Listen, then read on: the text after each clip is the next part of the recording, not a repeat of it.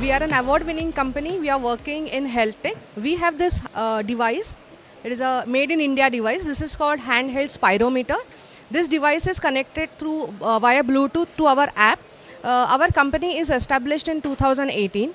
We actually work very deeply in understanding the respiratory issues, the health issues around the chest and around the lungs. We are already been working very closely with the government of India. Our device is CDSO approved and we are into the market for upscaling ourselves. We are associated with CCMB for last 1 year. We are using our device particularly for understanding the COPD issues in masses, and we are very happy to be here to showcase our product to understand what we can help government and what we can help the private sector to understand the lung problems.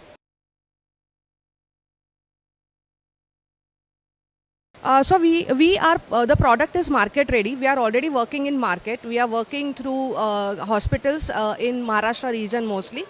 Due to COVID, our market readiness got little delayed, but it's okay. It was a part of up and down of a startup, I can say. We are already here to give an idea to government how the mortality rate can be reduced by doing a pre-testing of people or masses for the lung functionality. The funding part, I can say, we have been fortunate enough because of Dr. Ramji's help. We have been given a few grants from the government of India, also government of Telangana, like Nidhi for COVID, and we look forward for a B2B kind of a sector through government and through other private players who can make a policy where we do a mass screening of people for COPD and asthma. Like in children also, there is a lot of asthma segment which is unidentified or unspoken about. So we really look forward for more connects and more understanding in the market and in the government to make this screening is one of the most vital parameters in the most diagnostic sector.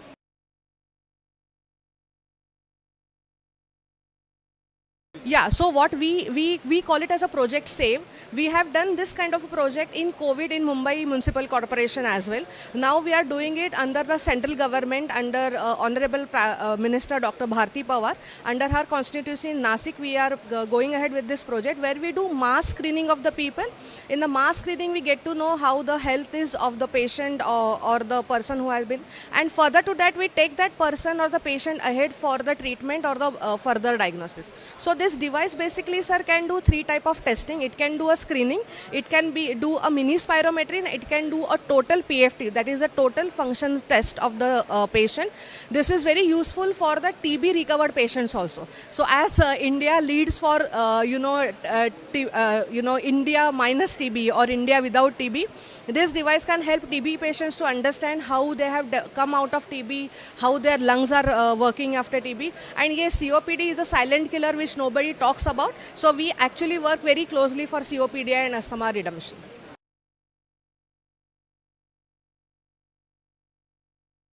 Right. So AIC CCMB came to us through Dr. Ramji, of course. Me and the company, myself and Dr. Ramji are working closely in some other, organizations' work.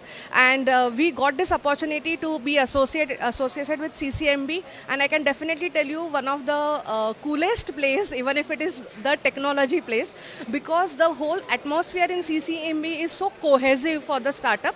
We won't feel any pressure for asking any help, and I always believe that any startup should keep asking for help, because nothing is person made or self made. You need an organization like CCMB who gives you a helping hand, where we can put up our idea into the market. We can get a support, not only a technical support but otherwise also a networking platform. So we are really very fortunate to be associated with CCMB for last more than 1 year now.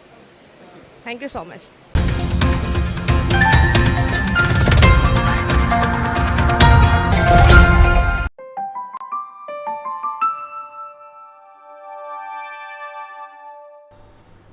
Welcome to the Founder Talk Show. I'm Major Sunil Shetty. I'm at the AIDEA ICAR NAM campus, which is supported by NABARD. We're here to cover the Agri Udan 5.0 accelerator program. I have with me Pratibha, who's the founder of Agri IoTix. Pratibha, welcome to the show. Hello, sir. Good morning. Good morning. So, you know, agri-iotics. It looks like, you know, agriculture and technology. Tell us about it. Yeah, it's a company into precision farming. So when I thought of the name, so I thought let us have some name which is a combination of technology plus agriculture. So you would see in my name I is common, so it is like agriculture I and iotics. So I'm trying to bring precision farming into the agriculture.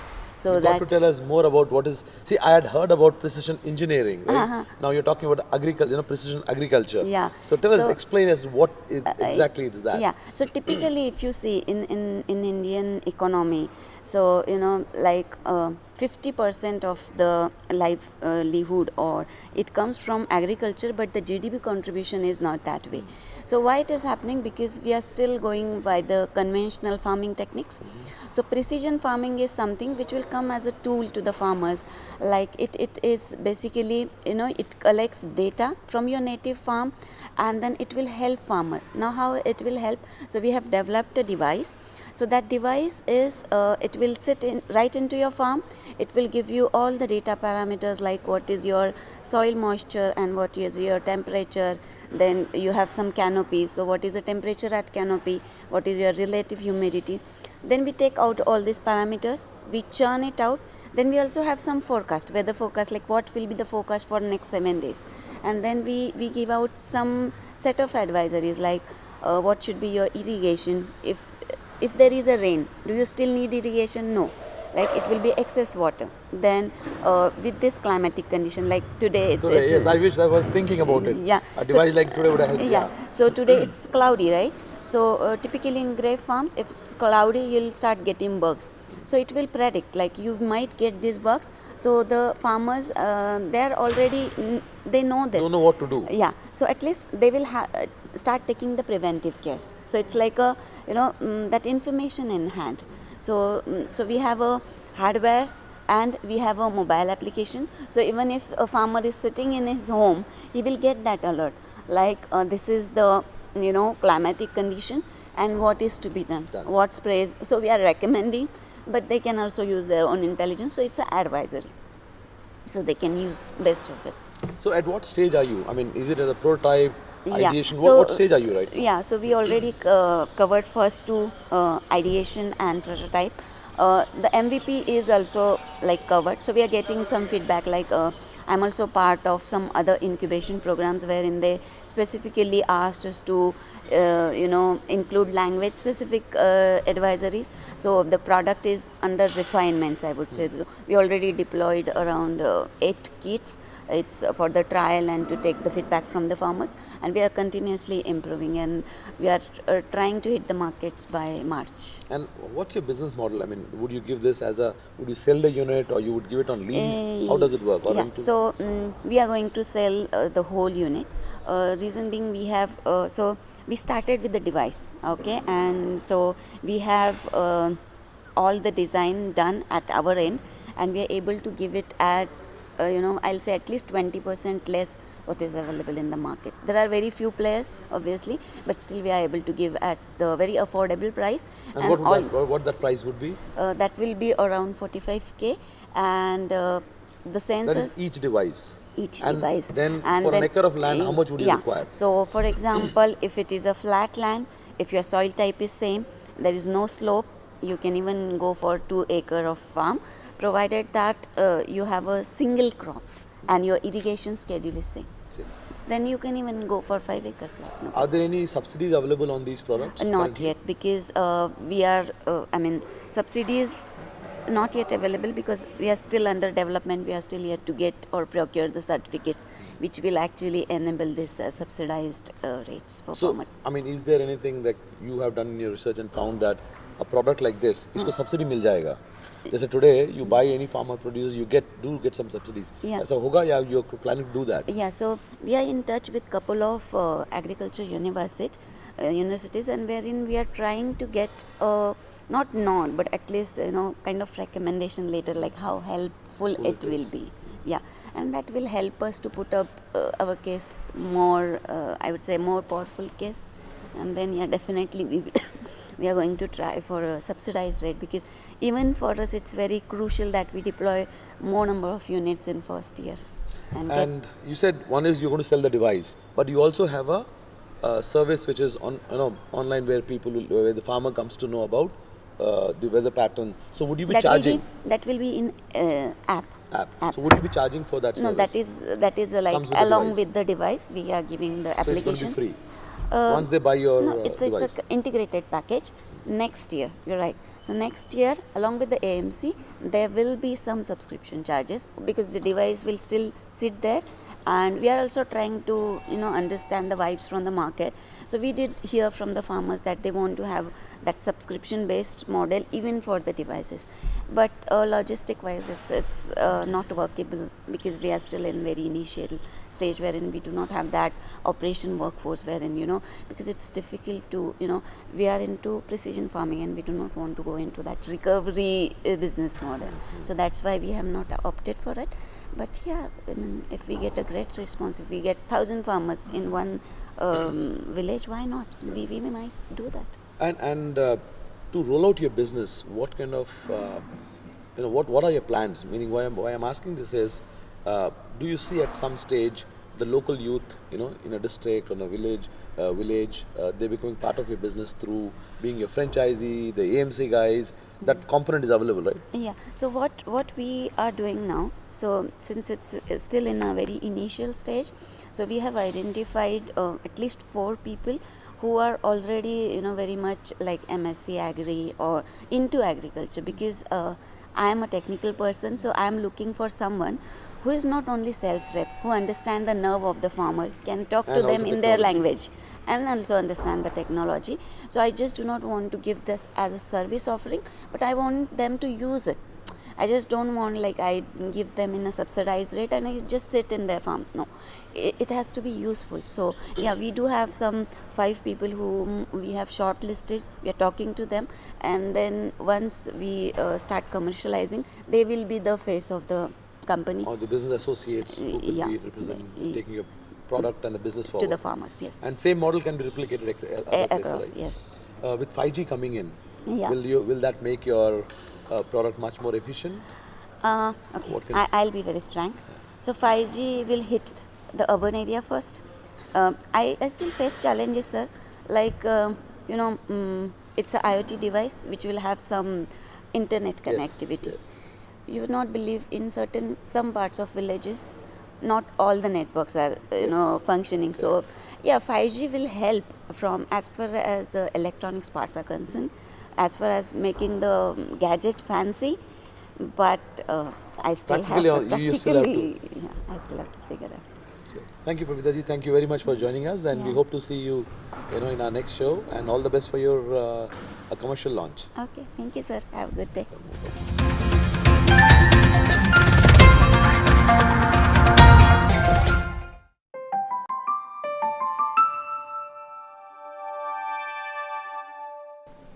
Welcome to the Founder Talk Show.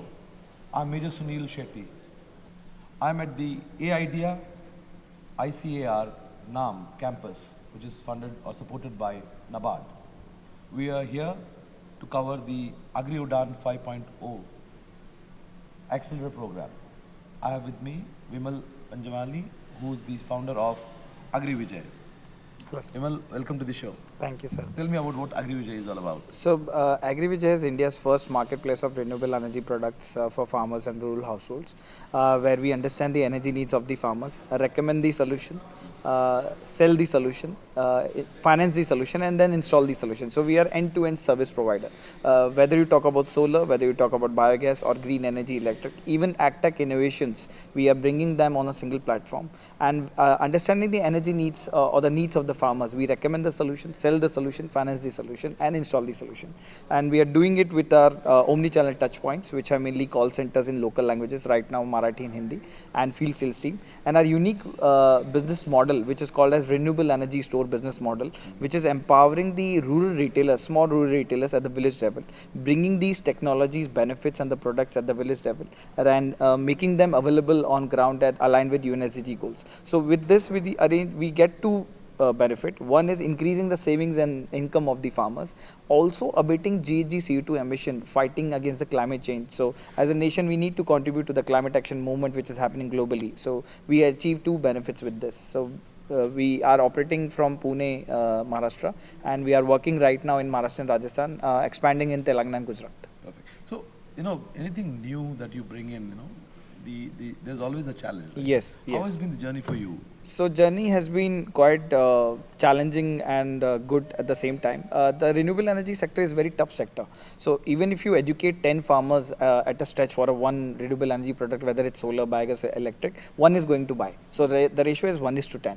And when you are in such sector, it's been 2 decades. All these products, technologies have been available since long, but they have never penetrated to the rural area or the 60% population we talk about is in agriculture or directly involved with agriculture. These technologies have not reached to the village level. So if I'm a farmer, I need a biogas digester, I have to go to that urban level or a district. Nobody is making them available. I don't have education also to get empowered by it. So all farmers in India are having the animal food and agri waste. But if I want to harness this waste into some form of energy to replace my LPG or firewood cost, or even treat the animal or food waste which is causing greenhouse gas emission, I don't have the technology available. So there comes the AgriVijay's entrance with a renewable energy store or a call center. We understand the energy needs, waste availability at their end, and we understand what you can utilize it for. So suppose if I need a biogas only for cooking or thermal needs, my recommendation will be different. If I need a biogas to produce an electricity, to run a biogas genset and to run milking machine, shaft cutter, my needs would be different. So nobody is trying to understand the needs and recommend, because typical dealer distributor model they will sell the product, but there will be a different vendor who will provide accessories, a different vendor who will do the installation, and there is an absence of after sales service in the whole complete ecosystem. And that's where AgriVijay is playing as a first mover. Yes, it's a challenging work, it's a difficult work, but we believe that somebody has to do it. We will prepare the market, we will do the market, and somebody will come again and bring the competition. This sector will evolve. So, as a company, is it limited to catering to the needs of big farmers with big land holdings and big organizations, or even a small farmer with, let's say, an acre or less than an acre benefit from your products and solutions? So when we started our journey, we had a limited traction. We started our journey in 2020. We are a COVID child. We were born in COVID phase 2 lockdowns. But when we started our journey, we had a limited traction. So we reached out to NBFCs such as Samunati and other banks to make these, financing facility for at least smallholder farmers. Initially, we didn't got luck because we were not having traction. And recently, we got support from Samunati, where we had some traction. We did some pilot where we absorbed the interest component for the smallholder farmers. So now the renewable energy products are available at a 0% interest rate for some farmers, or a subsidized interest rate, where we absorb the interest component, making these products affordable for small and marginal farmers and rural households. So this is evolving now. Now we had a good traction. We have already crossed 1 crore of turnover. We have 70 plus renewable energy stores, onboarded 250 plus farmers. So now we are also getting support from other banks, and Samunti is also extending the credit financing facility support for the farmers. So it's not the big farmers or the medium scale farmers we served in the initial stage, but later on we started servicing small scale, providing biogas digester, solar inverter at a financing of 3, 6, 9, 12 months EMI. As a startup, when you're talking about renewable energy, it could be solar, wind, it could be biogas. As Correct. you're talking. It's a different sectors, right? Correct. How do you bring the expertise? I mean, how are you tying up with? Whom are you tying up with? Correct. Do you have strategic partners who give you all that know-how? So I have been in this industry for 10 years, post my MBA in agribusiness from Symbiosis, and having worked with various organizations in the agtech and the social impact space, I myself have built 3 startups for other founders. So considering that market, I have worked on ground. I know the challenges which comes up. So a manufacturer or an innovator, any innovator, the major challenge he suffers is to get the final consumer for his innovation. So the last mile consumer is not, I might be an innovator, but I'm not good at bringing this product to the village level, and that's where AgriVijay roles comes in. So if you are an innovator of a solar dryer, or if you are an innovator of solar DC fan, AgriVijay will take this product to the farmer, educate about the benefits, and sell and finance and install. So the end-to-end service, is our USP, which So expertise. an inventor, of agri product can concentrate on Correct. On building new technology and products, on innovation. technology, and then Yes, yes. leave the rest So, to you. because what happens is when you are a technology innovator, your focus is on a tech. So when you talk about your product to the farmers, you're only talking about tech. How the ROI comes in terms of the tech, or how it's commercially benefits for the farmer, nobody is talking about, and that's where our roles in. So expertise, when you talk about, we all our organization are having mostly women employees who comes with a background of BSc Agriculture, MBA Agribusiness background. My co-founder Shobha Chanchlani is bringing 33 years of working experience with Government of India. This is a second innings. So what we are trying to do is we have a partnership agreement with all the innovators, manufacturer companies, where we protect the interests of the farmers and also for the partner. And what we do is you take care of the technology and the product. We take care of its the selling, delivery, installation part, where you have a hassle-free supply to us, and farmer also gets your product. And we promote the brand because we don't want to coincide or overlap the brand, because we want to promote these innovators in India, because India is land of innovation. Lots of innovation will come and go, but the good quality innovation has to reach to the last mile consumer. Only then it makes sense. Right? Yes. So I have this book of yours, which is a product Catalog. I see multiple products. Correct. Tell us about the product range you have, and Yes. what kind of segments or sectors does it cater to? So we started our journey with solar biogas, and since green energy was evolving, so we thought, why not we contribute to build the green infrastructure in the rural periphery. So our renewable energy stores were gaining interest of electric two-wheelers, electric tractors. So we got tied up with companies like Celestial E-Mobility in the beginning, and we brought two-wheelers, electric tillers like Krishi Gati, who is also an innovator. So we are also bringing green energy product range to our RE stores, where our RE stores can become an electric charging point for these rural farmers who can buy two-wheelers, electric two-wheelers or electric tractor tillers to charge and buy the products as well. If you talk about the solar range, we have range of solar products. We have solar sprayers, which came as an innovator from Auto Studio from Selco. We have solar inverter, we have solar water pumps, we have lots of range of products, solar dryers from Rudra and Raheja. So lots of innovations. Biogas, we have flexible digesters coming in from Kisan Gas. So lots of innovations we are bringing as a range, but we check these products, verify them that it is going to increase the savings and income for the farmer, because that's our major vision as a climate action social enterprise. Also, it should abate some GHG CO2 emissions, so that when we talk about our impact to anybody, we can say as a nation we have contributed to the global climate action movement in terms of abatement also, not just increasing the savings and income. We are also trying a new range of organic fertilizer or organic range of products which are useful for the farmers, such as EF polymer, hydrogel, and we are also bringing AgTech innovations such as soil testing devices, drones, which can be useful for any renewable energy store who is a rural retailer, small, making these products available at the village level, because rural retailer wants to diversify their product portfolio with a minimal investment.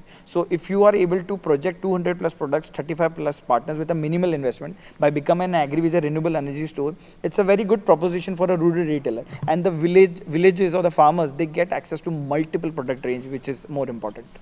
True to your tagline, which is empowering the farmer Correct. for tomorrow. Correct. So all these basically lead towards that. Yes. So one of the important questions, I'm sure investors who are listening Yes, to this yes. would want to know, what's the revenues you're doing right now? So we did 18 lakhs in our first year, and we did 70 lakhs in our second year.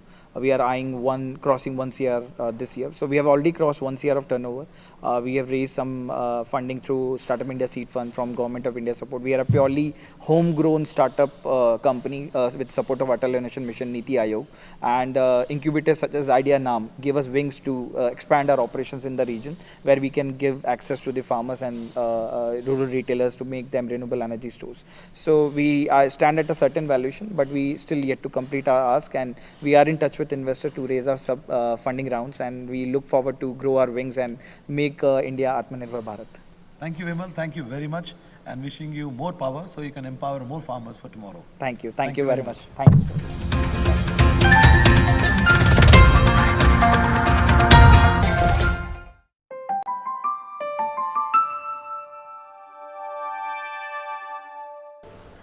Welcome to the Founder Talk Show.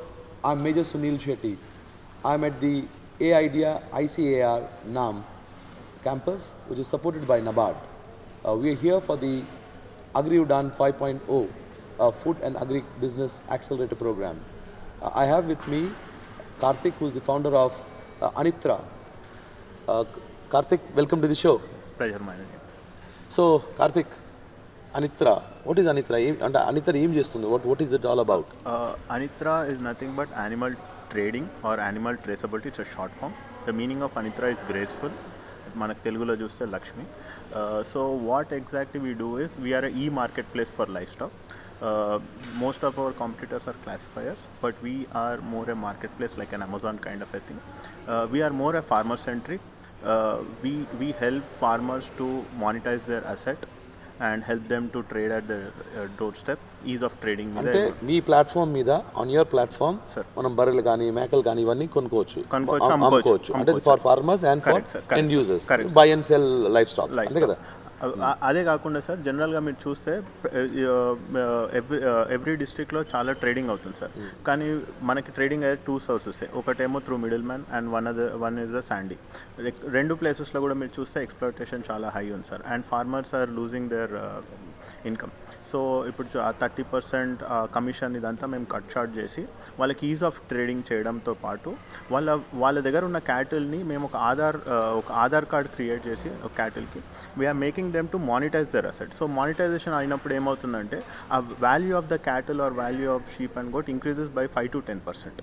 అదేంటి అంటే ఆ traceability అని ఎప్పుడైతే మనము we keep on collecting the data every 15 days or every 30 days, ఆ traceability data వల్ల unorganised యానిమల్ని organise ఫామ్లోకి తెచ్చినప్పుడు organise players ready to buy at the higher cost.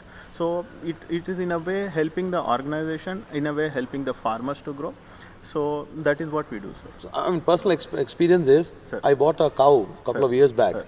and I didn't know what was the age of the cow. Correct, sir. And I had no idea what is the Correct, health sir. condition. Correct, It's only after buying it Correct, sir. I realized, అంటే నాకు తెలిసింది ఏంటంటే it's an old cow. Yes, sir. Okay, అంటే మనకి పాతకాలంలో చూస్తే teeth count ఇవన్నీ చూస్ చేస్తారు సార్. అంటే ఇప్పుడు మా అర్బన్ ఇండియాలో ఉంటాం, సిటీస్లో ఉంటాం. Sir. So people like us who are urban, who live in the cities, Sir. we have no idea of how to Correct, find sir. these things, Correct, right? sir. Correct. So do you also provide that kind of support through your... Yes, sir. We collect each and every granular detail of the livestock from the farmer. So మా network farmers దగ్గరికి వెళ్ళి every 15 days animal data update చేయడం ఇవన్నీ చేస్తుంది. And బర్తే కాదు sir, life history, disease history, దానికి ఏమైనా వ్యాక్సినేషన్స్ అయ్యాయా, ఏఐ ఏమైనా అయిందా, ప్రతి data we capture it sir. And ముందు ట్యాగ్స్ వాడేవాళ్ళం సార్ ఒక యూనిక్ ఐడెంటిటీ కోసం. ఇప్పుడు మనం ఇన్ హౌసే we have developing our muzzle reader as well. మనకి ఎలా అయితే ఫింగర్ ప్రింట్స్ ఎలా అయితే చూస్తామో యూనిక్ ఉంటుంది. సో ఎవ్రీ కౌకి దాని మూజల్, అదంటే దాని మూతి యూనిక్ ఉంటుంది సార్. సో మనం దాని క్యాటిల్ ముందటికి వెళ్ళి జస్ట్ మనం కెమెరాతో ఇట్లా చూడంగానే అది ఏ క్యాటిల్ ఏంటి అనేది మనకు స్పెసిఫిక్గా తెలిసిపోతుంది అనమాట. ఎంత ఏజు, దాని ఏం బ్రీడింగ్, ఎన్ని మిల్క్ ఇస్తుంది. ఇప్పుడు చాలామంది ఏంటంటే సంతకి వెళ్ళినప్పుడు అమ్ముకున్నప్పుడు 10 లీటర్లు ఇస్తుంది, 12 లీటర్స్ ఇస్తుంది. కానీ మనం తెచ్చుకున్నప్పుడు 8 లీటర్లు వస్తుంది. అది మనకు తెలియదు చాలా మటుకు. వాళ్ళు అప్పుడు అమ్మేటప్పుడు మనకు తెలియదు. దానికి చాలా సైన్స్ ఉంటుంది సార్ బ్యాక్ ఎండ్. అంటే పర్సన్ మారడం వల్ల, లేకపోతే ఫుడ్ చేంజ్ వల్ల. సో అవన్నీ కూడా మనం కరెక్ట్గా స్ట్రీమ్ లైన్ చేస్తూ వస్తే కొనేవాడికి లాభము, అమ్మేటోడికి కూడా ఒక కరెక్ట్ ప్రైస్ దొరుకుతుంది. అంటే what is the right price, fair price for the... and pricing wise కూడా చూస్తే సార్ జనరల్గా మనము బయట మార్కెట్స్లో ఎక్కడైనా చూస్తే ఒక గుడ్డి గుర్తు, అంటే ఇప్పుడు ఫర్ ఎగ్జాంపుల్ ఒక కవ్వు ఉంది, 7,000 రూపీస్ పర్ లీటర్, ఎన్ని లీటర్స్ ఇస్తే అంత కాస్ట్. దేశీ ఉంది, దానికి ఒక స్పెసిఫిక్ రేట్, దాని మీద ఒక ప్రీమియం రేట్ మీద. సో మనం అనిత్రా దగ్గర ఏమవుతుందంటే we have our own AI price mechanism system, whereas మనకి ఈ ఏజ్ ఫ్యాక్టర్స్ ఇవన్నీ ఇవ్వడం వల్ల computer itself will generate a fair price to the farmer and as well as the buyer. ఇది ఏంటంటే ఎగ్జిస్టింగ్ ఎకోసిస్టమ్ కన్నా కొంచెం better ప్రైజింగ్గా ఇస్తుంది. సో ఫార్మర్స్కి బెనిఫిట్ సార్, అండ్ బయర్కి కూడా అష్యూర్డ్ ఏం యానిమల్ కొంటున్నాను, అసలు దానికి హిస్టరీ ఏంది అనేది ఒక క్లారిటీ వస్తుంది. దానివల్ల ఓవరాల్ ఎకోసిస్టమ్ డెవలప్ అవుతుంది sir. So how are you reaching out to the farmers and buyers? How are you doing that? అంటే ఎందుకంటే ఆన్ ద వన్ సైడ్ విలేజ్కి వెళ్ళి చెప్పాలి ఇది ఉంది, ఇది వాడండి అని, అనిత్రా వాడండి అని, platform. Similarly, end user like me who wants to buy a cattle, how do you reach me? What are you doing right now? Right now, sir, as I said, నేను ముందు ఫుడ్ ప్రాసెసింగ్ కన్సల్టెంట్ కింద work చేసేవాడిని sir. So many dairy farms, abattoirs, I have direct good connections sir. వాళ్ళ అక్కడి నుంచే I could see what was a problem which was happening, and ఇంకా కిందికి వెళ్ళినప్పుడు what was a problem farmer facing అనేది చూస్తూ వచ్చాను. సో ఇక్కడ ఏమైందంటే బయర్ సైడ్ వాళ్ళు క్లియర్ ఉన్నారు సార్. ఆర్గనైజ్డ్ యానిమల్స్ ఇస్తే లేదా సర్టిఫైడ్ యానిమల్స్ ఇస్తే ఐకార్ ప్రకారంగా they are ready to by. So farmers దగ్గర ఆ ఎకోసిస్టమ్ లేదు. మేమేం చేసామంటే ఇప్పుడు every district has nearly 2,500 crores to 3,000 crores of trading per annum, sir. If you see 9.5 lakh crore business, sir. Only in livestock. Only in livestock. India's livestock business is 9.5 lakh crore business, sir. If you see only Telugu speaking states, 35,000 crores and 42,000 crores Andhra Pradesh. So that's a very huge business. So manaku మొత్తం India అంతా tap చేయాల్సిన అవసరం లేదు sir. 550 డిస్ట్రిక్ట్స్లో overall మన ఇండియాలో if you are able to do proper exercise in streamline fashion in 10 districts to 15 districts, you will be a unicorn. That kind of a business is there. And more than unicorn, sir, you should think on what service you are giving to the farmer. So how will you reach them? Farmers దగ్గర sir. So ఇప్పుడు మా దగ్గర ఏంటంటే we have created a network with NGOs and FPOs sir. So they are the last mile connect to our farmers. And మేము ఇనిషియల్గా వెళ్ళినప్పుడు farmers మమ్మల్ని a farmer కూడా బిలీవ్ చేయడు. 100 people have cheated me, you are the 105 guy, you are coming to cheat me. So ఆ షాకిల్ break చేయడానికి మాకు చాలా టైం పట్టింది. సో ఎప్పుడైతే ఎన్జిఓస్ త్రూ అప్రోచ్ అయినామో ఈ స్లోలీ వాళ్ళు ఒకరు ఇద్దరు ట్రేడ్ చేయడం స్టార్ట్ చేస్తారు. అండ్ ఒకరు ఇద్దరు when they got that profit, good experience and when they got that profit out of 500 అయినా 1000 అయినా when they are getting that profit, వాళ్ళంతా వాళ్ళే ఆ ఊర్లలో మార్కెటింగ్ చేస్తున్నారు. సంత వరకు వెళ్ళే అవసరం లేదు, యూ క్యాన్ మన ఇంటి దగ్గరకే వచ్చి ట్రేడ్ చేస్తున్నాడు కొంటున్నాడు అనే పాయింట్లోకి వాళ్ళు వచ్చారు. అండ్ ఇంకోటి ఏంటంటే సార్, సంత వారానికి ఒకటే రోజు ఉంటుంది. ఇక్కడ 24/7 ఎప్పుడంటే అప్పుడు కొనొచ్చు, ఎప్పుడంటే అప్పుడు అమ్మచ్చు. ఫార్మర్ పోని నా దగ్గర అమ్మాల్సిన అవసరం లేదు సార్. ఫర్ ఎగ్జాంపుల్ అట్లీస్ట్ ఆయనకి ఏం వాల్యూ వస్తుంది క్యాటిల్ మీద అనేది ఆయనకు తెలుస్తుంది. సంతకి వెళ్ళినప్పుడు కూడా మిడిల్ మ్యాన్ దగ్గర చెప్పగలుగుతాడు, అరే అనిత్ర వాడు ఇంత ఇస్తున్నాడు, మీరు ఇంత ఇస్తారా లేదా, మీరు ఇవ్వకపోతే నేను ఇతను కమ్ముకుంటా. So like people do with Olas and Uber now. Taxi, same thing here. But class ఏంటంటే క్లాసిఫైయర్స్ మోడల్ మన దగ్గర నడవదు సార్. ఏదంటే ఫోటో ఉట్టి చూపెడితే కొంటా అంటే ఎవడు కొనడు. సో ఎప్పుడైతే మనము ప్రాపర్గా దాని డేటా అంతా క్లియర్గా పెట్టుకొని అది ఎప్పటికప్పుడు అప్డేట్ చేస్తూ పోతూ ఉంటే ఆ వాల్యూ కూడా క్రియేట్ అయినప్పుడు ఫార్మర్కి కూడా అమ్మినప్పుడు బెనిఫిట్ అవుతుంది sir. So how old is the company and what is the revenues you have done so far? We have incorporated in December 2018, sir. We had a very slow start, but right now we are in a good pace.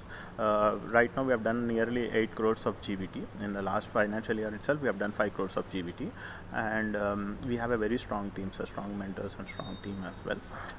And in how many districts are you present currently? Right now we are doing in 3 districts, sir. 3 districts. And what is your plan for the year for this 2023? I mean, how many districts will? Sir, probably by 18 months we will be completely tapping Telangana, sir, and we will be tapping 3 to 4 districts in Maharashtra and Andhra Pradesh as well, sir. Thank you, Karthik. Thank you very much, and wishing you all the very best. Pleasure mine, sir. And I'm definitely going to watch for my next cow purchase. I'm going to look at Anitra. Great, sir. Thank you very much. Thank you very much, sir. Thank you.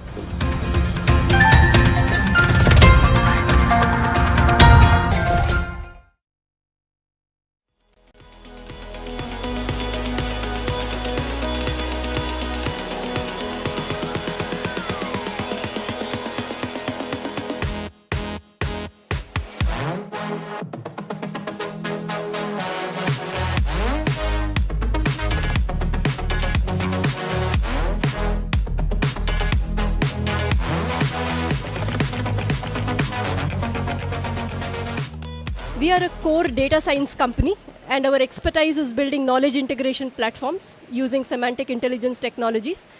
At AIC CCMB, we are building a genomics platform to basically detect, diagnose, and research rare genetic disorders in humans.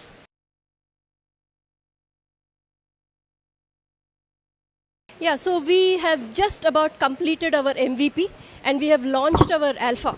Oops. Okay. Yeah, sure. We've just launched our alpha version of the platform. It's currently undergoing testing at CCMB and CDFD.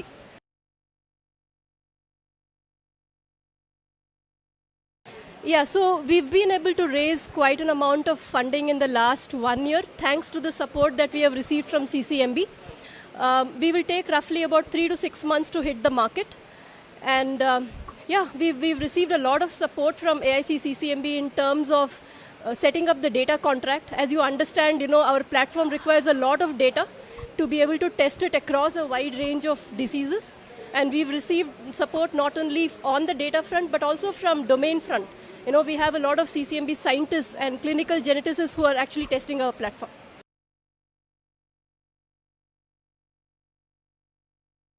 Yes, in fact, our initial framework that we developed. We presented in the prestigious Data Science Conference in India, and our entry was won the best demo award at that particular platform. Yeah.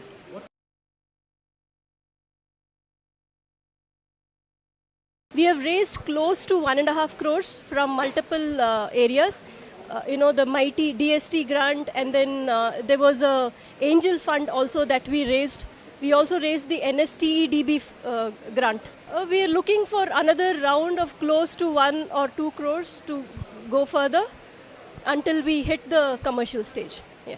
Thank you so much.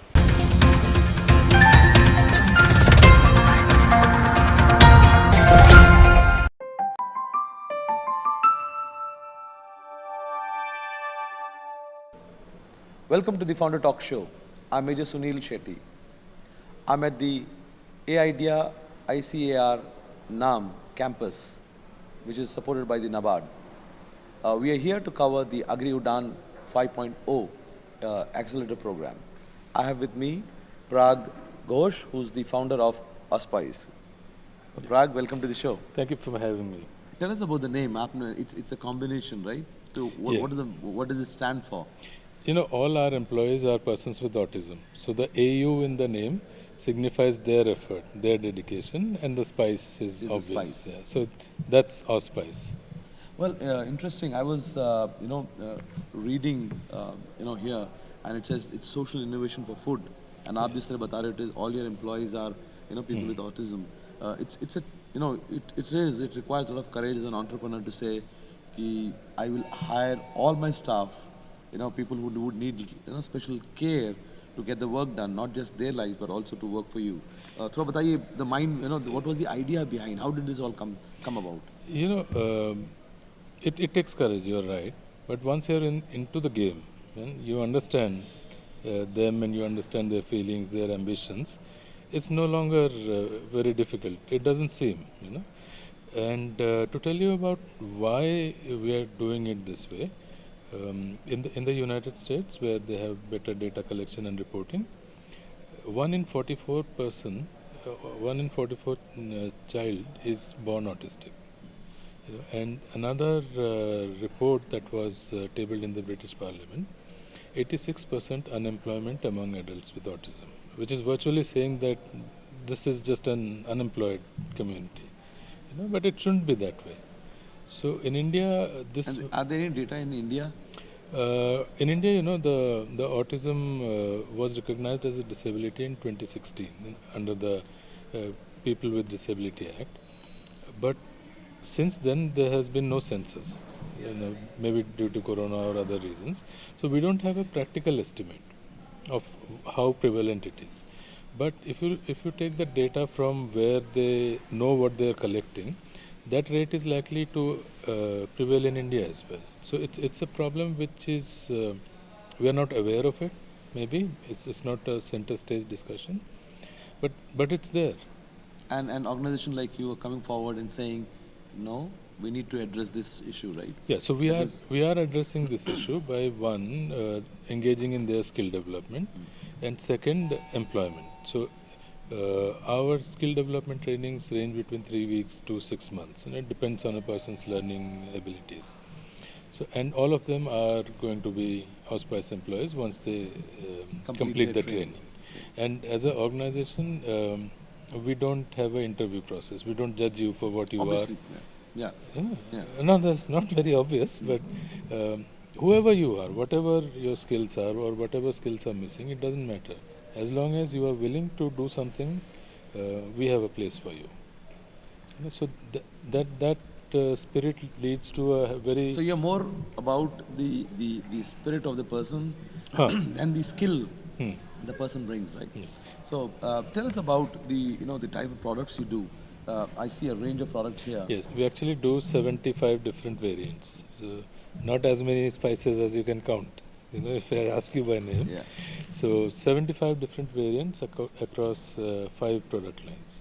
So we do herbs and seasonings. You have something here, like this one. The rosemary, yeah. The rosemary. These are naturally dried. Okay. So we don't use any power or anything. Then you have seasonings. So we have 20 different variants of this. and you have whole spices, and And then I see that you also have blended spices blended and powdered spices. spices as well, yes? Right. Perfect. And you know, when it comes to you know, obviously ultimately it has to go to, you know, To the consumer. To the consumer. How do you go about doing it? Is it B2C or is it B2B? It's almost D2C. D2C, okay. Yeah. D2C, okay. So most of our products are sold by word of mouth.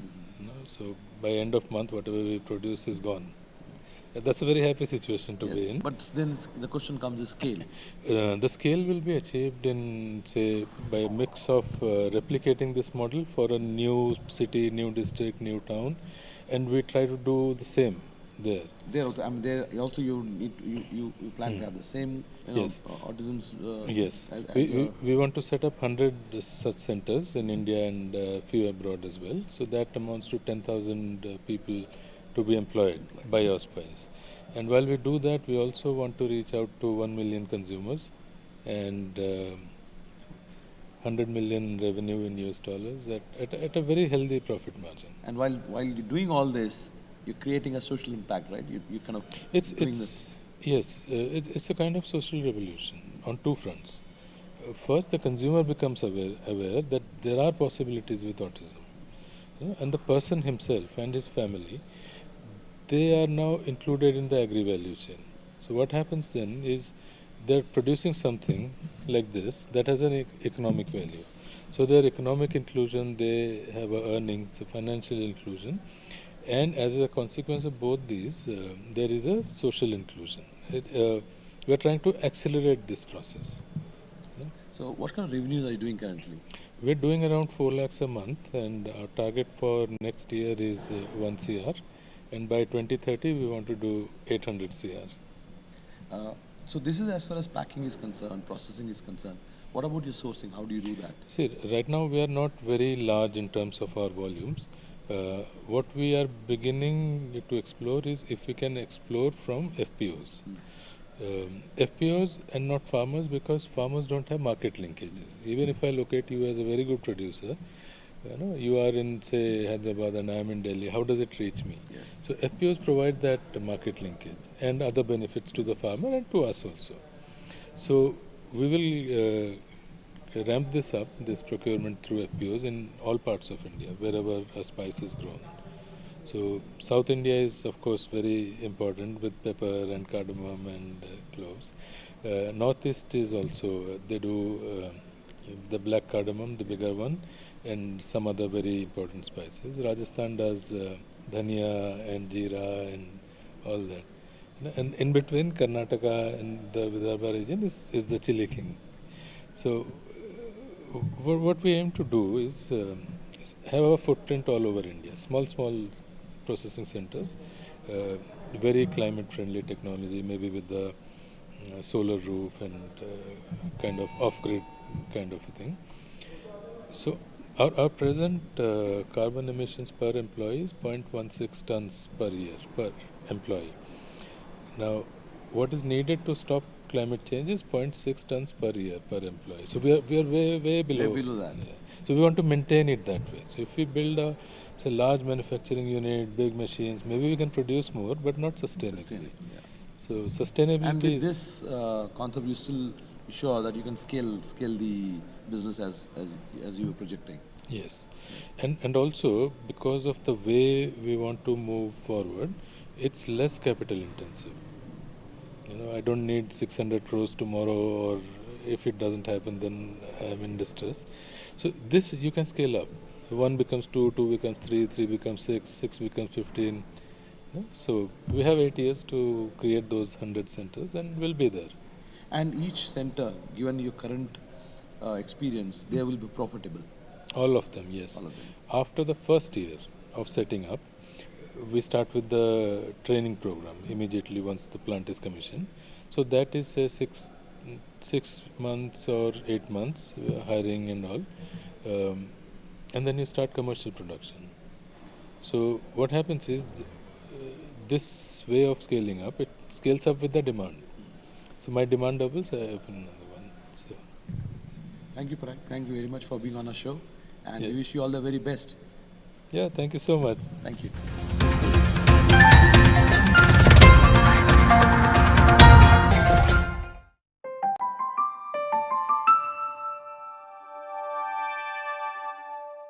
Welcome to the Founder Talk Show. I'm Major Sunil Shetty. I'm at the A-IDEA ICAR NAM campus to cover the Agri Udan 5.0 Accelerator program. I have with me Amit Godse, who's the founder of Bee Basket. Amit, welcome to the show. Thank you so much. So tell me, Bee Basket, do you produce honey or what's the business you're into? So we provide honeybees on rent for pollination. Interesting. Honey bee on rent. Yes. Okay. So our major focus is on pollination, not the honey production. The honey production. Interesting. So how does this work? होता कैसे? मतलब, let's say if I have a farm and मैं कैसे आपसे rent करूँगा? How do I do that? How does this work? So if you have flowering, so honeybees are pollinating more than 100 crops in India. So when you have flowering, you can contact us, and during the flowering time, we keep our boxes in your farm, and we take rain from you. Once the flowering is over, we take our bee boxes along with us. You don't need to take care of bees. We'll take everything. And what duration do you have to keep this? I mean, 1 month, 2 months, 3 It months? depends upon the flowering time. Okay. So if the flowering is for 1 month or 1.5 months or 2 months, depends upon that. Okay. And typically for an acre of land, how many boxes do I need to take and what would it cost? It depends upon the flowering density. Just like for mangoes, the flowering density is high. For pomegranate, it's towards the lower side. Okay. Okay. So in 1 acre, you need to keep around 3 to 4 boxes for mangoes and 2 to 3 boxes for pomegranate. Okay. So one box costs around 2,500 rupees per month per box. Depends upon the which area as well, distance area. How big is this market? I mean, how many boxes do you deploy every month through the year? Okay, so the market is too big. Like for if you talking about only crops, the crop market is around 15,000 crore. If you talk about seed market, so it is around 18,000 crore. Okay, if you combine both, it is around 33,000 crore. So you would, sorry, go ahead. Yeah, so we have around 450 bee boxes, and we keep on moving boxes from one farm to another on different farm. And we have 12-month floral chart. Like in the month of January, we have a mango blooming, mango flower is blooming. In the month of February, we have onion seed flower is blooming. In the month of March, we have pomegranate flower is blooming. So we have 12-month floral chart. So we keep on moving boxes from one farm to another to optimum utilization of honeybees, especially stingless bees. These are the non-stinging bees. Okay. And I mean, to have these many boxes, 450 boxes you have, and aage aakar you will only increase them, right? No. So what we are trying right now, we want to aggregate all the beekeepers across India for the pollination. So that is why we have created a platform. The platform name is Paragan. Paragan is a Sanskrit word that means cross pollination. Okay. So through this platform, we'll aggregate all the beekeepers across India to provide pollination services across India. And So, yeah. yeah, and these bees also work inside a poly house. Only this species, stingless bees, work inside a poly house. No other species work inside a poly house. So we have bees for different crop, different bees are there. What's your plan going forward for your business? Okay. So currently what we are doing, we have bees with us, and we have tied up with different agriculture universities, different seed companies as well, and different FPOs as well. We provide them bees on rent during the flowering time. And we are also generating lots of data regarding honeybees, pollination level data, so that we'll get to know in which crop how much increase is there. Okay. So if you keep bee boxes in your farm, the increase is around 20 to 25 to 30%. Depends upon crop.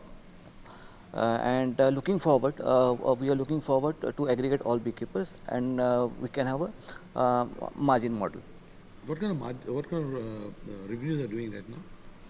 So we have kept bee boxes in different crops, like for mangoes with the help of Konkan Agriculture University, Dapoli. And we kept also bee boxes in different mango farms. Currently we have kept, and the results are very encouraging.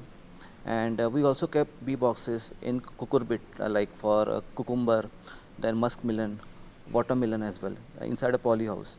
And the results are fantastic. In fact, a farmer in Shikrapur, close to Maharashtra, he kept bee boxes inside a poly house. And what he got, he was getting flowering, but not getting fruiting due to lack of bees inside a poly house. So he was very distressed, and he got a suggestion from different people, like you should open the upper part of a poly house or side portion of the poly house so the pollinators can come. but one polyhouse costs around 4 lakhs rupees, and no one want to destroy that polyhouse. So as a last resort, he contacted us, and we kept bee boxes, and within 5 days he got the result. He got the fruiting also in cucumber. Is there a loss or wastage also happens? No.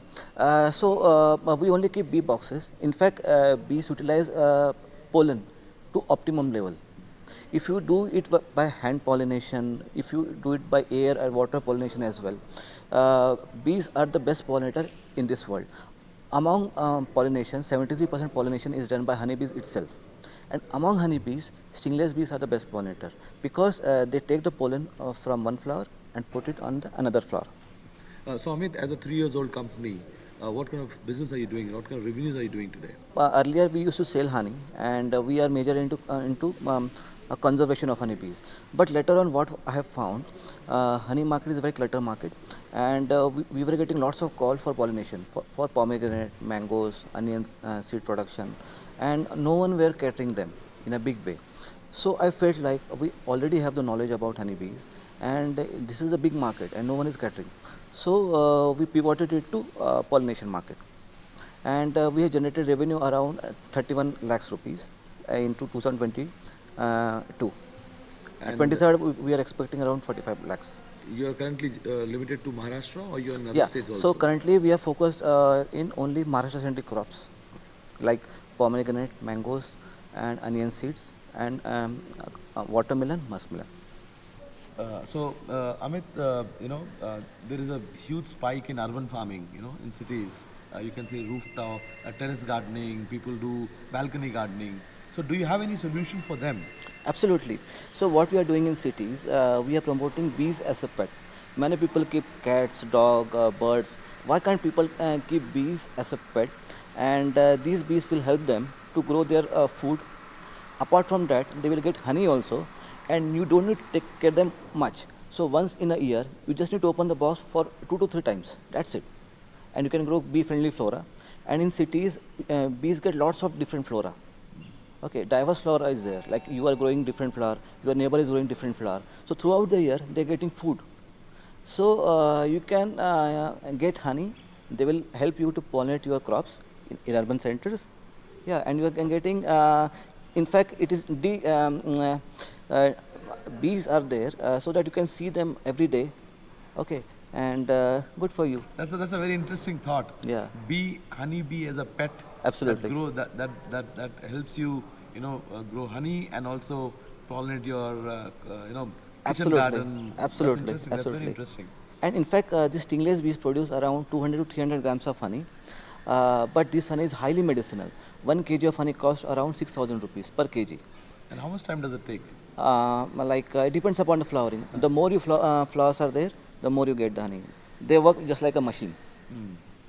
So for a kg of honey, depending on an average place of one acre land with enough flowers and all. Okay, so it depends upon the species as well. Like if you talk about stingless bees, they produce around 300 grams of honey in a year. In a year. In a year, but that honey is highly medicinal. If you keep stinging you can't bees, consume on a regular as a regular. you can. But that honey is highly medicinal. If you talk about other stinging bees, you can also keep those bees. Okay, they give you 10 kg of honey in a year. So as a company, when you say stingless bees, now you expect me to collect my own honey, right? What happens to the bees? Okay, so what happens if you keep bees in cities? You not only harvesting honey, you are breeding those bees as well. So what we do, we buy back those extra colonies from you. Okay. So you will earn out of it as well. So typically on a garden or a rooftop, how many boxes or how many honeybee boxes can I keep? You can keep all 3 to 4 bee boxes. 3 to 3. Yeah, and they're non-stinging bees. So it's safe as it's well. safe. It's safe. You don't need to care them much as well. Thank you, Amit. Thank you for being on our show. Thank you so much. Thank you. Great meeting to you. Yeah. Bye.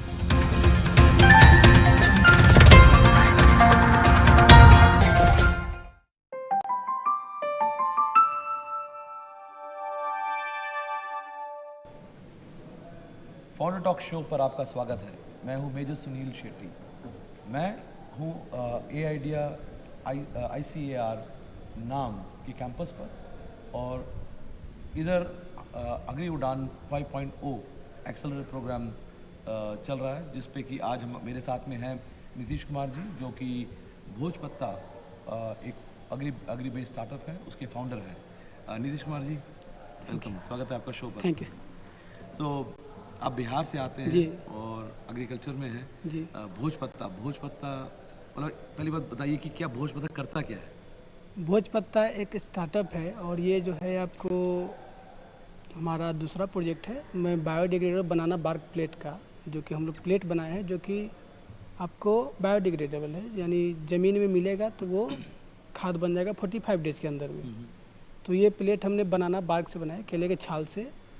और इसी startup में दूसरा चीज़ है हम लोग का zero carbon emission dryer, जिसको हिंदी में हम लोग सुखौता कहते हैं, यानी फीलिंग हैप्पीनेस, सुख होता। अच्छा। हाँ, इसको शॉर्ट में हमने सुखौता कहा है, क्योंकि हमारे ग्रामीण क्षेत्र में पहले जो महिलाएं थी वो लोग फ्रूट एंड वेजिटेबल को डिहाइड्रेट करती थी। आने वाले मुसीबत में या आने वाले समय में उसको प्रिजर्व करके रखा जाता है कि जिस समय मतलब बाढ़ आ जाए या फिर ठंडी हो, उस समय नहीं मिले, उसके लिए जो है उसको सुखाती थी। लेकिन अभी इधर 20 साल जो है ग्लोबल वार्मिंग या फिर वैश्वीकरण के दौर में ये मतलब प्रचलन में नहीं है, तो इसलिए हमने ड्रायर बनाया है, जो कि जीरो कार्बन इमिशन ड्रायर इसका नाम है, हिंदी में सुखौता है। ये जो है आपको काम करता है प्रिज्म टेक्नोलॉजी पे। नॉर्मल ड्रायर जो होता है 80 डिग्री तापमान तक ही मतलब होता है, और हमने इसमें प्रिज्म टेक्नोलॉजी को डाला है, जिसकी वजह से ये ड्रायर कम ओवन ज़्यादा है। इसके प्रयोग से महिलाएं जो है आपको पापड़, बरी ये सब भी बना सकती है, और बेकरी इंडस्ट्री वाले इससे जो है आपको पिज़्ज़ा बेस और बिस्किट और कुकीज़ भी मैंने बना सकते हैं इसमें। तो हाँ। ये सब जो आपने जो टेक्नोलॉजी आपने जो आपने ड्रायर बनाया है, आप कह रहे हैं ये जो पुराना जो एक नॉलेज था या ज्ञान था उसी के हाँ, साथ में ये influence इसका होता है। हमने एक और साइंटिफिक नाम रखा है H2IT, healthy hygiene with indigenous technique. या मतलब हेल्दी है, हाइजीन है और देसी तरीका है। बस इसको हमने सिर्फ बॉक्सेज में डाला है, शीशा का वो पूरा कवर है, और इसमें प्रिज्म टेक्नोलॉजी का आप लोगों ने देसी तरीका को मॉडर्न टेक्निक में डाल दिया है। हाँ। और इसमें हमने मतलब अभी अपने यहाँ इंडिया में जो है 85% स्टेट माने आप कह सकते हैं शहर ऐसे हैं जहाँ पे एयर क्वालिटी इंडेक्स बहुत ही लो है, सांस लेना दूभर है। तो इसमें हमने ड्रायर में जो है एक नेचुरल फाइबर से बना हुआ एक क्लॉथ डाला है, जो कि एयर को फिल्टर करके अंदर जाने देता है। तो ये एयर अंदर में जो चीज़ प्रोडक्ट डिहाइड्रेट होता है वो पूरी तरह से हाइजीन है और नैनो पार्टिकल को छान करके उसमें जाता है, इसलिए प्योर शुद्ध भी है। इसमें जो है जो भी चीज़ डिहाइड्रेट होता है उसमें नेचुरल टेक्सचर और एरोमा बरकरार रहता है, जिसकी वजह से ये पूरी तरह से स्वास्थ्यवर्धक है। और हम लोग ज़्यादातर कोशिश करते हैं महिलाओं का सशक्तिकरण पे और उनके मतलब जीविकोपार्जन बढ़े उसके लिए, क्योंकि हमारे बिहार में और प्लस जो है नॉर्दर्न इंडिया में जो है महिलाएं एक टाइमिंग होता है खेती का, प्री हार्वेस्टिंग, पोस्ट हार्वेस्टिंग, उसके बाद वो खाली बैठी रहती है।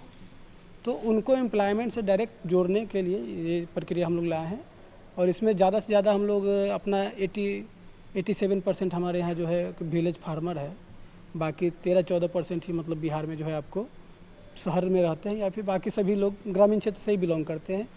तो ये अपना इंडिया भी 65% जो है एग्रो बेस है, तो 65% इंडिया में भी आपको लोग जो है कृषि से जुड़े हुए हैं, तो उनके लिए ज़्यादा बेटर है कि वो अपना आमदनी 2 गुना नहीं 2.5 गुना कर सके। बहुत बढ़िया। आपको किस तरह का मदद मिला है, मतलब चाहे वो सरकार से हो, सेंट्रल लेवल पे, स्टेट लेवल पे, और जैसे ऑर्गेनाइजेशन जैसी AIDEA नाम है, तो किस तरह का सपोर्ट मिला है आपको इसमें?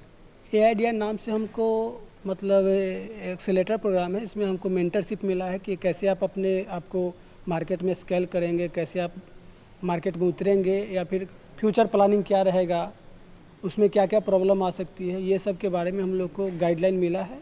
और ये बहुत ही बढ़िया प्रोग्राम है एग्रीकल्चर बेस के लिए, एग्री बेस स्टार्टअप के लिए। और इसके अलावा हमें एक जैविक इंडिया अवार्ड में फर्स्ट प्राइज़ मिला है, वो भी आपको आगरा में मिस्टर BC पाटिल जो है एग्रीकल्चर मिनिस्टर कर्नाटका, उन्होंने दिया है। तो वो अपना जैविक खेती का भी काम है, और हमने 350 प्लस फार्मर के साथ मिलकर एक फार्मर प्रोड्यूसर कंपनी बना रखा है, तो अपना जो है कि इसको इम्प्लीमेंट करने के लिए हम लोग किसान से भी जुड़ रहे हैं और जीविका के समूह की महिलाओं से भी जुड़े। हमारे यहाँ जीविका चलता है, SRLM का प्रोजेक्ट है जीविका, और अदर स्टेट में उसको आजीविका बोलते हैं। NRLM का जो प्रोजेक्ट है आजीविका और हमारे स्टेट में जीविका। तो जीविका की महिलाएं जो हैं ये हमारे मशीन को फ्री ऑफ कॉस्ट ले सकती हैं। अच्छा, सरकार का एक स्कीम है जिसके द्वारा फ्री ऑफ कॉस्ट जीविका से जुड़ी हुई जो महिलाएं ले सकती है इसको। तो क्या आपको फिर जो इसको बनाने के लिए जो कैपिटल चाहिए तो वो कहाँ से आता है, अगर फ्री में दें? आप फ्री का मतलब वो नहीं कि मतलब उनसे पैसा नहीं लेना है, पैसा लेना है, लेकिन जब जो जीविका से जुड़ी हुई महिलाएं हैं उसको PMFME स्कीम है भारत सरकार का एक, उसके द्वारा उनको 40,000 का सीड मनी मिलता है।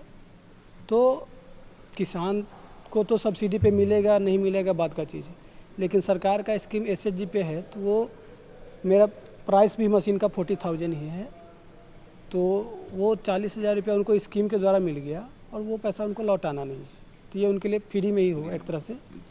पैसा तो देना है, मेरा मशीन मेरा बिजनेस चलाने के लिए पैसा तो हमको चाहिए, लेकिन वो उनके लिए फ्री है क्योंकि वो सरकार उनको दी है, लेकिन उसे उनको रिटर्न नहीं करना है और उनकी आमदनी को भी बढ़ा देगा।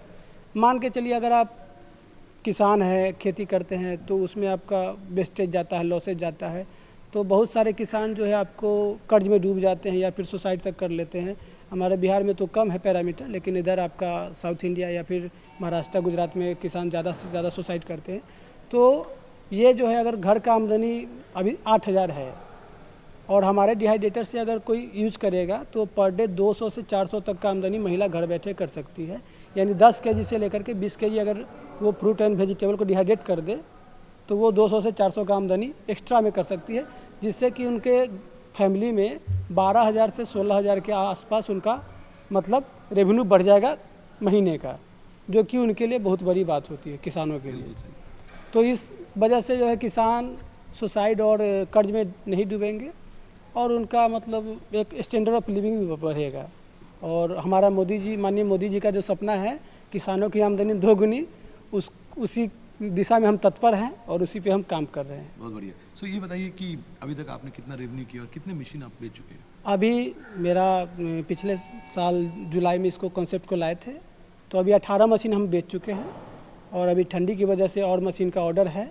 वो ठंडी ख़त्म होता है और हम लोग के यहाँ जो है खरमास को लेकर के लोग नया चीज़ नहीं लेते हैं, जिसकी वजह से 14 जनवरी के बाद मेरा सेल और बढ़ेगा। तो 18 मशीन अभी तक हम प्रेजेंट बेच चुके हैं, डिफरेंट स्टेट और डिफरेंट लोकेशन पे। आसाम में भेजे हैं, वो हल्दी को डिहाइड्रेट करते हैं आपको, उसके बाद राजस्थान में दिए हैं वो धनिया को डिहाइड्रेट करते हैं, फिर आपके बाद उत्तराखंड में दिए हैं जो मशरूम फार्मर है उनके लिए है, और बाद बाकी जो है अपना बनाना फार्मर के लिए हमने अपने ज़िला स्टेट अपने राज्य में दिया है। तो इस टाइप से हमने 18 मशीन सेल किया अभी तक। आपका अगला प्लान क्या है इसके बाद? ये आज क्योंकि आप लोग मशीन, आपका जो मेन एम है वो ये है कि आप फार्मर्स के लिए कुछ नया चीज़ बनाते रहें, अगला क्या होगा? अगला इसके बाद हम लोग जो कर रहे हैं, इसके बाद मेरा एक R&D में है प्रोजेक्ट, ये आपको इको मैट है जो कि फ्लड में खेती करने के काम आएगा। तो ये मैट अभी हम लोग का R&D में है, उसको भी उस पर काम चल रहा है अपना। तो ये मैट जो है एक तरह का मतलब नेचुरल फाइबर से बना हुआ मैट है, जो कि आपको बाढ़ जहाँ पे आता है वहाँ पे खेती कर सकते हैं, और खेती के बाद जैसे ही बाढ़ का लेवल, पानी का लेवल डाउन होता है तो वो ज़मीन में मिल करके खाद हो जाएगा। यानी आप बाढ़ का भी समय में यूटिलाइज कर सकते हैं, और उसके बाद जो है कि उसका वो स्टोरेज करना या फिर उसको कैरी करना नहीं है, वो जैसे ही ज़मीन के संपर्क में आएगा वो खाद बन जाएगा। तो ये फसल के लिए फ़ायदेमंद है, किसान के लिए फ़ायदेमंद है कि बाढ़ में भी वो खेती करके अपना इनकम जो लॉसेज है उनको मेकअप कर सके। तो मेरा अगला प्रोजेक्ट है इको मैट। थोड़ी बात अब बताइए आपकी टीम के बारे में, और आप इसमें कैसे आए उसके बारे में बताइए। जैसे 2011 में हमने 2010 में ग्रेजुएशन किया ऑफिस मैनेजमेंट से कॉलेज ऑफ कॉमर्स पटना। तो उसके बाद मैंने बनाना फाइबर इंडस्ट्री पे अपना काम फोकस किया, क्योंकि हम 2-4-10 इंटरव्यू दिए, परीक्षा दिए, बैंकिंग का परीक्षा दिए, नहीं हुआ तो फिर सोचे कि सोचा नहीं कि मैं गवर्नमेंट नौकरी करूं। हाँ, फिर हमने सोचा कि 10,000 के लाइन में क्यों खड़ा होना है, अपने सामने 10,000 लोग हो, ऐसा कुछ काम करना है। तो 2011 में बैंक से हमने लोन लेकर के बनाना फाइबर इंडस्ट्री को डेवलप किया, और उसमें जो काम हमने किया अभी तक उसमें 2 बार माननीय मुख्यमंत्री जी हमारे पास आ चुके हैं 2017 में और 2019 में हमारे प्लांट पे आए थे, तो उन्होंने काफ़ी सराहा इस काम को और उसके बाद 2021-22 में हमको जैविक इंडिया अवार्ड मिला है और हम लोग इसी पे काम कर रहे हैं। बनाना के पे ज़्यादा काम करते हैं हम लोग। उसका बनाना बार्क से प्लेट बनाए हैं, फिर उसके बाद पेपर बनाए हैं, उसके बाद कैरी बैग है, टेबल मैट है। अभी हम लोग रिसेंटली 2 चीज़ उतार रहे हैं, थैला और झोला। 2 ब्रांड और आएगा हम लोग का अभी मार्केट में, थैला और झोला। लो कॉस्ट थैला और झोला जो कि प्लास्टिक को जो है रिप्लेस करेगा, क्योंकि प्लास्टिक जो है 2 रुपये 3 रुपये में मिलता है मैक्सिमम, और कोई भी बायोडिग्रेडेबल या फिर कोई भी अल्टरनेट ऑफ प्लास्टिक जो है, जो कि बोलते हैं कि बायो प्लास्टिक है, ऐसा वो फ्रूटफुल नहीं है, ज़मीन पे उतर नहीं रहा है। क्या कारण है कि प्लास्टिक बैन 2021 में हुआ, उसके बाद से आज तक स्ट्रांगली कोई भी स्टेट गवर्नमेंट उसको लागू नहीं कर पाई? इसका एक ही कारण है कि उसका रेट ही इतना कम है, उस रेट में कोई भी बायो प्लास्टिक नहीं दे पाएगा। कोई भी प्लास्टिक का कैरी बैग का अल्टरनेट लाता है तो वो उतना कम रेट में ला ही नहीं पाएगा। और हम लोग अभी बनाना बार्क से जुड़ा हुआ बना रहे हैं, जो कि 2 रुपये 3 रुपये तक थैला आ जाएगा, जो कि उसको रिप्लेस करेगा। तो हम लोग चाह रहे हैं लो कॉस्ट में हो, वैल्यूम में ज़्यादा बिके, वैल्यू में नहीं, वैल्यूम में बिके, प्रॉफिट अपने आप हो जाना है। तो ये हमारा कंसेप्ट है आगे का। थैला और झोला 2 ब्रांड आएगा अपना और आगे चल के। दीदी जी शुक्रिया, आप हमारे शो पे आए। धन्यवाद। और हम ये देख रहे हैं आगे आपके साथ में जुड़ेंगे बाकी और एग्रीकल्चर प्रोग्राम्स पर। शुक्रिया, thank you sir.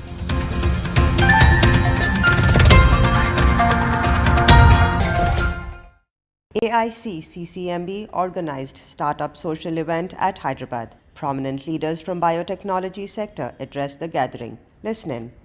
Welcoming the online guests of us today. I am Ramji. I work as a Chief Operating Officer at AICCCMB. I think most of you may be knowing AICCCMB is kind of sector-specific incubator, especially into life science and healthcare. 5-year-old journey that we have seen here with by inducting actually 85 plus startups here, startups and innovators, and some of the startups could able to go global, and some have seen their products commercialized, and we have some stories here. So I formally welcome you all, because you are eagerly waiting to hear what other experts today they'll be discussing about how to actually productize. So LVPI and of course our colleagues will be talking, but before I invite them, quickly to say, once you actually hear this panel discussion and to see what's happening out here, maybe you can see our facilities. Of course, we ran out of space. That is one thing I can say. But yes, virtual space is always welcome here. So we work together, LV Prasad and many other incubators and other institutions. So please come and actually engage with us constantly. And whenever you have something, you need something, please ask us. We have different programs and also seed fund, especially for healthcare medtech. So close to $1.5 million fund dedicated for seed fund. And other than that, we have different programs like SPOSH fellowship program, TIDE program. I'm not going to mention because I don't want to show any slides now. But yeah, thank you so much for joining here physically, and of course our online friends there. Now I request LUPI team so that please come and give welcome address from your what you can say. Many of the people might have not visited there, so you have to actually tease them. That's what I can say, because I have seen there. So please, sir. Yeah. Thank you, Mr. Ramji, for this opportunity to work together on this startup social. Welcome to Kumars, Mr. Shirish Kumar and Shiv Kumar. And also welcome to Dr. Mr. Pankaj Thakur. Thank you so much for being here today. So I just don't want to take too much time. LV Prasad is not-for-profit organization taking care of multiple levels of patients from bottom-up or top-down model, where at the top at Hyderabad we have a center of excellence, and at the bottom we have what we call Village Vision Complex. So totally we are at 264 locations in 3+1 state in India. That's what we do, from precision care to primary care. This is what we generally cater to. And in Hyderabad, it's a city with a lot of technology, I must say. And we are also into medtech in terms of innovation, because our innovation center for technology innovation center is close to 10-year-old now. And in the last few years, we also have our own incubation center, basically catering to medtech products. So that's what is being done, and we have few of the products, and we have some of the incubators now with us. And Hyderabad is a good ecosystem for all of this, from prototyping to productization to marketing and validation, because anything related to ophthalmology or any healthcare, we can validate across our network from top to down, be it secondary level, be it primary level, be it at the center of excellence. So that's the advantage what we have. And we are very, very happy to collaborate with the Atal Incubation Center here. This is also one of our partners, because that's where we coexist, because each of us have some strength, and we work on that so that it helps the larger group of people. And I want to welcome all of you for this, and I'm looking forward to the panel discussion. Thank you very much for having us today here. Thank you. I think let's have a quick discussion with the panel members. Today we have Mr. Pankaj Thakur from Paddock Ventures and Shishir from Huel and Sif Bio, and of course other companies maybe. So, and also Incumed, unfortunately Shiva is not joining, but Surya Rao from Altheon, he's also one of our successful startups who actually developed water technology, ultra pure technologies. He'll be joining. So before he come, I think Pankaj would like to present or talk about 5 minutes or so that each speaker can speak about 5 minutes. Then we can actually go for a quick discussion. So you put me on the spot, but that's okay. So what would you like to hear? Let me understand. I mean, I can tell my story, which is 37-year-old. You'll get bored. So what do you want to hear about? Give me something that you really care about in startup world. What is it? I know everybody who comes into our office is looking for funding, and I don't want to talk about that, because that's the most difficult subject to explain. And though we've got about 100 startups funded in the last 4.5 years, but I don't want to boast about that, because that's what we do for a living anyway. But that's a process. So anybody else wants to know anything other than the funding? So yes. Few companies in healthcare and So I'll talk about our latest that we are going to do now. We've been asking corporate world, and these are really the people with the money and non-CSR funding to come in and open and help the various verticals, including healthcare. And we've been talking to about 30 odd corporates, really pushing them to contribute not only by this, not only their money, but their entire value chain into the system, so that startups can actually take advantage of that, leverage it, and grow. And one such came across, and fortunately it's in healthcare, GSK. So GSK and us are now trying to help healthcare startups, and we kept it very broad, because if you narrow down, see, drug discovery, GSK will never be able to actually do that, because it's a global mandate. But GSK India is a listed company, has some power to itself. So they said, okay, we want to do these 5 things. The first thing they came up with, how can we actually leverage data? We don't have data.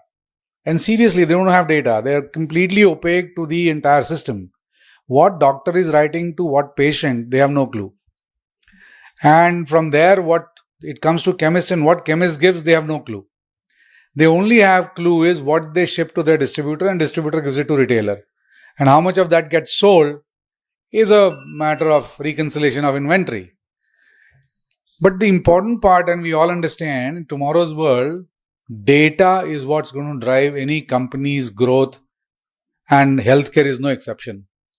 So if any one of you have any healthcare data related startup, there is 4 things available to you. One, of course, a very structured approach, handheld holding you for next 2 years to grow, first sustain, grow, and then scale. In the first phase of 6 months, you will get 3 crores worth of funding if you qualify.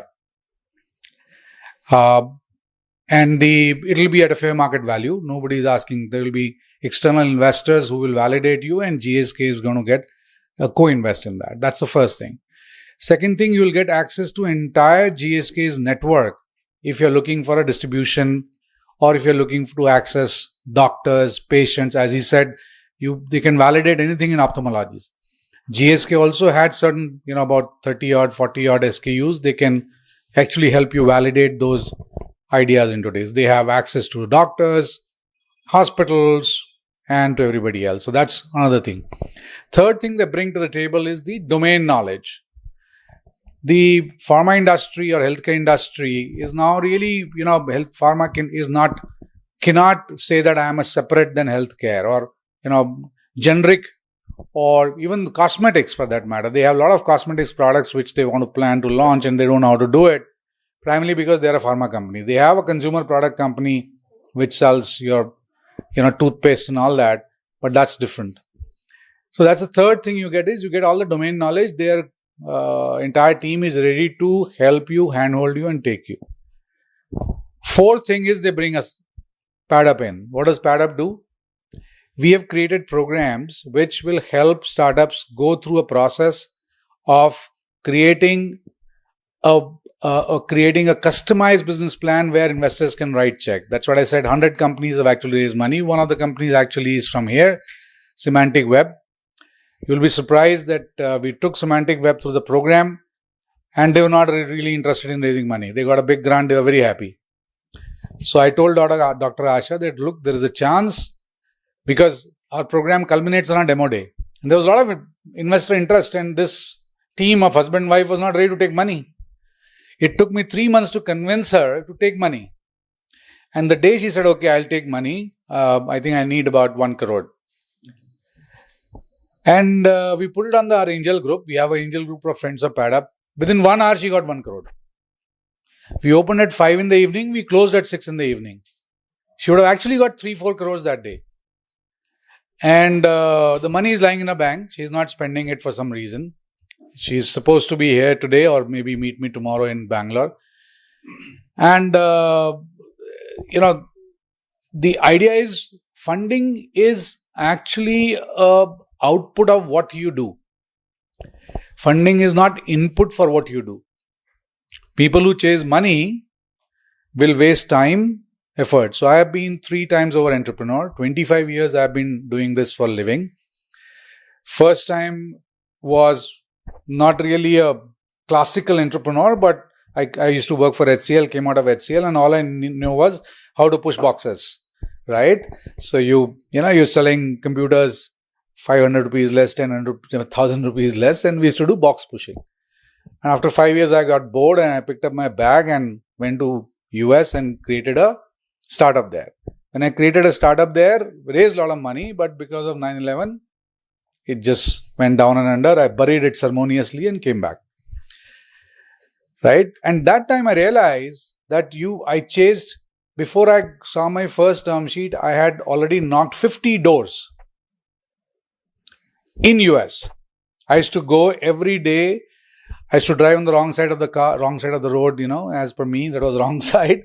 And I end up in Palo Alto or, Sand Hill and things like that. And, it was very difficult I called router a router.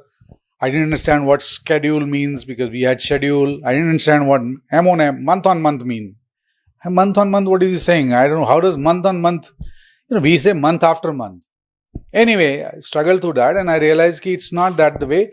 I got a mentor to myself. This mentor was a junior from my college, but had gone and worked, later on came to MIT Manipal and then worked there and had made it big. $400 million he had made. So he said, okay, I'll give you $1 million, but you have to listen to me. I said, tu mera junior hai, kaisi baat kar raha hai? He said, but you don't know anything about this place. Next 6 months, he gave me $1 million. We worked upon everything, hired people. And in next 6 months, we raised about, first round was $8 million. Next round, after that, about a year later, about another $7 million, $15 million we raised. And this gentleman handheld me through all this process. Unfortunately, the company did not do well and I came back. And then I did another startup called Cellcast in India, ran for 10 years. My last yearly revenue was about 200 crores. And I sold that company in 2013. And since then, I'm trying to figure out how do I help startups to take my gyan and become successful. So I have gone with my baggage, institute by institute. 250 odd institutes I have covered, including IIT, IIMs, whosoever called me, I went there, you pay my ticket, I'll come. And the learning from there is that there are no takers of entrepreneurs in this country, primarily because the ROI doesn't work out. Today, even in the smallest of the smallest college, the engineering cost 4 year is about 16 lakhs. Now, out of 16 lakhs, somebody, lower middle class person paying for their children, the child should not be doing entrepreneurship, and I support that. But what I'm trying to say here is that entrepreneurship does not come when you come out of the college. It comes when you work for 10 years and then start doing something. And when you start doing something, if you start chasing money, it'll never come. You'll have to chase the business, and best way to chase the business is hire a mentor. Get a mentor on board, and he'll help you open doors. He'll help you create an ecosystem. He'll help you create strategic partners. And sometimes he'll even put up his money. So we have about 80 mentors and each one of them actually doubles up as an investor. And the reason for that is because mentorship till now has been very ad hoc and informal. Mentors' skin in the game is not there. And when a skin in the game is, he should write a check, even if it is for 2 lakhs, to your company for a fair market value and then help you go that distance, which is about 3 years. 95% of the companies fail within 3 to 5 years of their existence. 95%. And the only reason they fail is they don't have mentors. Only reason. Everybody has an idea, product, blah, blah, blah.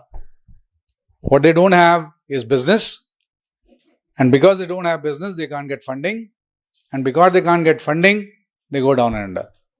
So get a mentor. And for startup, I say get a life. That's it. Any questions? We'll talk about it later. Yeah, Pradeep. I think, I'm sorry, please, just a quick question.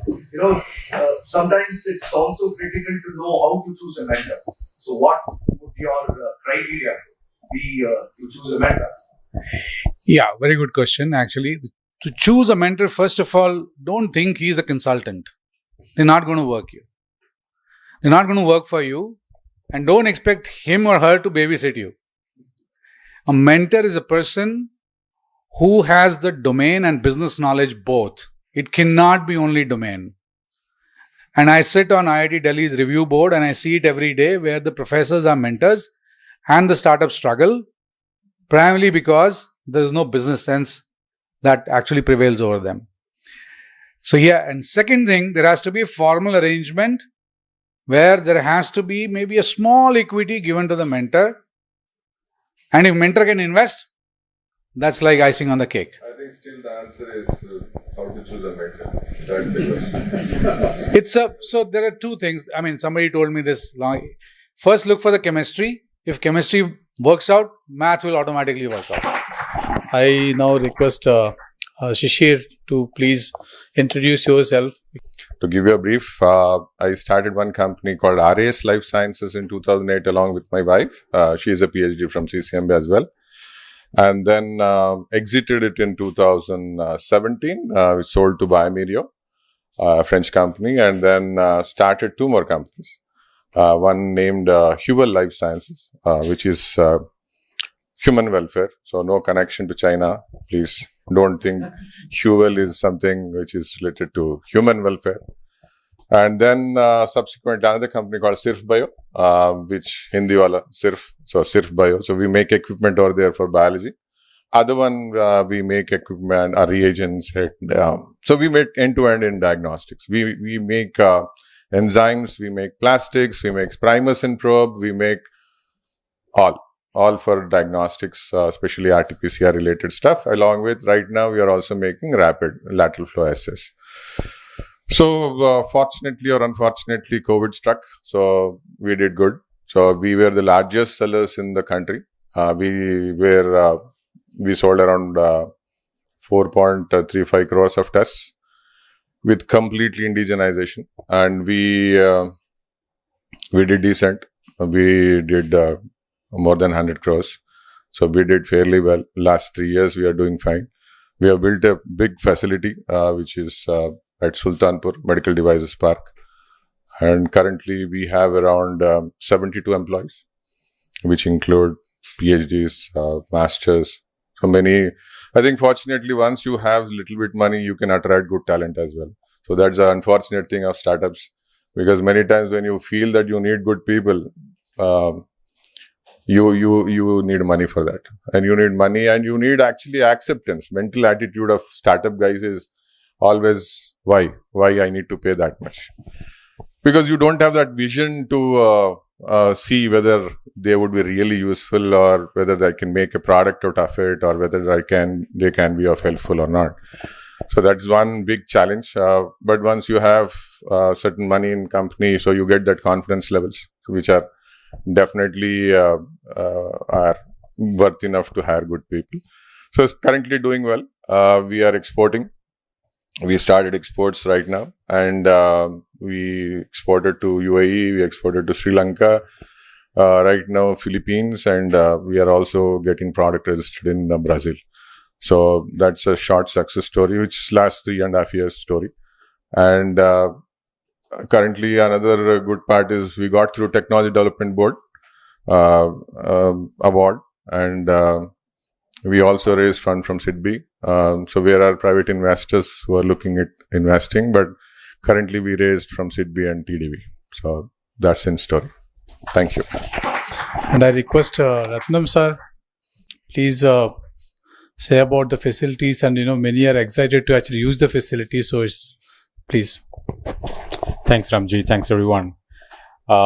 So I come from Eli Prasad Eye Institute. So basically, I'm a biomedical engineer, and we have started the Center for Technology Innovation about a decade ago, inaugurated by none other than Bharat Ratna Dr. APJ Abdul Kalam. And since then, our journey was quite upward, and we created, its journey started with basically getting the import replacements 10 years ago. Yeah. And then we slowly developed our own concepts. Why not we do this? Why not we do this? And then we made something. In the early times, we tell the concepts to some of the MNCs, some, Swedish companies, or, some European, US companies, and they would make it. They would bring in the change. They would bring in the model and say that, okay, this is, this particular scissor told by you, and we made it. And slowly we thought, like any other industry in India, slowly we also get our own confidence and making our own things. That's how we landed up making our own products, our own patents, and details like that. And just a couple of years ago, we got this opportunity, and we started this Bionest incubator. So this is the first hospital-based incubator in India. So many startups, like funding is one big problem, of course. People is another big problem. But when it comes to healthcare, one of the biggest problem is clinical validation. Anywhere you take your product, and so can you do the clinical validation? The first thing they say, who have the time? I mean, Even some of the big organizations who have that kind of a resource, they create a department, including Ali Prasad Institute, called Clinical Research Department, who can do the validation, but it comes with a heavy cost. And therefore, if I walk through and then ask some of my own consultant, can you do this validation? Again, they would say, Ratnam, you know me, I'm seeing 100 patients a day and blah, blah, blah. It's too difficult for them. But what happened is, some of the startup meetings also, this question came up. They were saying that, look, my problem is, I've made these IoT based devices connecting all the ECGs and central display, whatever concept they come out. But my problem is I could not validate it. I said, this is the place. We have the hospital based incubator, which is a beautiful marriage between the healthcare facility and the startup facility. So that's what Ramji was saying, that look, they have something which we don't have, is on prototyping, and other one is, the clinical validation. Of course, our skill set, what we have in-house ranges from mechanical engineer to industrial design engineers, electronic engineers, embedded engineers, and machine operators, and even clinicians, optometrists, ophthalmologists. So many people work together there. And that's a beautiful melting pot for different talents come together to help you. So the facilities what we got, thanks to Bharak and also LVPI management, we have put up one of the most precision equipment to do the prototyping, which can go to the level of microns, because we look at ophthalmology. So some of the scleral lens, for example, we make, even we have a production unit for them, which makes it to the level of sub-millimeter range, and even optical, any kind of material. It could be a PMMA, like a polymer, or it could be aluminum, it could be brass, any kind of things. We could facilitate all that. So that kind of prototyping facility is available. And of course, we have a partnership with AIC, CCMB, like many other partners. We can also link up and be a one-stop shop for doing many things, in all the way up to from idea to POC to prototype, and even industrial design, form factor, all that, all the way up to a clinical validation, which is the sort of acid test for any product. And once it passes, I guess, the idea is good, it should sell. I just want to share one small information from one of the angel investor. I'd never met her before, but she just bumped on me in one of the BITS Pilani campus or a similar social startup social. So she was mentioning that, Ratnam, I know LVPI. So I was wondering, you're from Delhi. How do you know about LVPI? So she was mentioning, no, 30% of our current investment goes into healthcare. I was asking, are you focusing on it? She said, no, we are not pulling it. It is being pushed and it is good. So by automatically my investment on the healthcare is increased. It is 30% is huge compared to agri-tech, fintech, edtech, and so many other things, what they're doing. And she mentioned that 2 of the recent startup funding based on LVPI clinical validation. I said, wow, I didn't know that. It has attracted that much of attention, and validation is so useful to get the funding. So, as he said, chase the business, of course, after validating clinically or while clinically validating it. Because the process of prototyping from T0, T1 and all that, you would fine-tune it towards the business, actual value adding to the customer or reducing the pain to the customer in some way. So, we are open, we are available. And we could help you with all the way, especially in ophthalmology, clinical validation. We have some of the international standards for research is one of the founding pillars of Ali Prasad Institute, and clinical research is part of it. So we'll be able to help you, even if you think that, you don't know anything about clinical validation, we'll be able to help you right from the drawing board all the way up to the final stage. Thanks, Anji. Incumed member Shiva is not here today because of some family emergency, and very fortunate to have Surya Rao here from Altion, one of the startups of us, and he moved to a bigger facility from here. Surya, please. So, hi everyone, Surya here. We have a facility like 100 meters from here, which is why Ramji called me when somebody didn't show up. No worries. So, how many of you are trying to make medical equipment startups? Build medical equipment startups here? 1, 2, 3, 4. One was, okay, 4 of you. Excellent. So we started our journey in IICT, Indian Institute of Chemical Technology. We wanted to make a medical RO plant based on certain innovative novel membranes, right? And we did that, and validation, we had to do validation. So that was a big challenge. So we were fortunate to speak to NephroPlus, who is India's largest chain of dialysis centers. And they gave us an opportunity to pilot in Maritpally, which is about 3-4 kilometers here. So they didn't use it in patients. They ran it for a couple of months. They tested it for another couple of months and then started using it. So that's how we started off. So once the orders from NephroPlus started coming in, we were able to go to other companies and say, this is something we've already proven and it's been working with patients. So that's how we started off. So prototyping, if you want to talk about prototyping, which is part of the focus today, right? So I'd say validation, very, very critical. No matter how you do it, either with mentors or if you have to convince somebody, you have to validate before you go too deep into any, because it's your time and money you're talking about. So it's better to fail fast and move on to the next better one rather than get stuck with a lame horse, if you will. So that's been my biggest takeaway. And once you go deeper into a particular thing that people know that you can make things that are necessary, you are in the position to make better things, diverge, and increase your revenues and so on. So the first project you pick is very critical. It'll either kill or drive your company forward. That would be my key takeaway. Spend a little bit more time, but get something right the first time. If not, you're dead eventually. Thank you.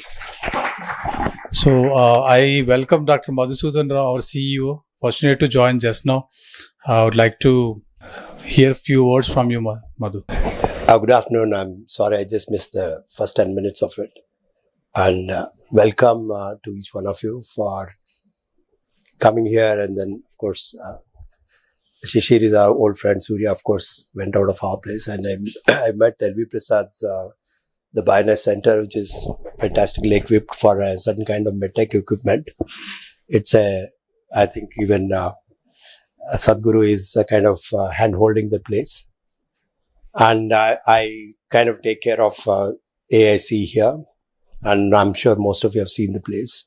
And if not, please make some time to see the place. And we are into idea to development stage, not at a product development. Once they become mature product, they leave us and then go on to a larger place.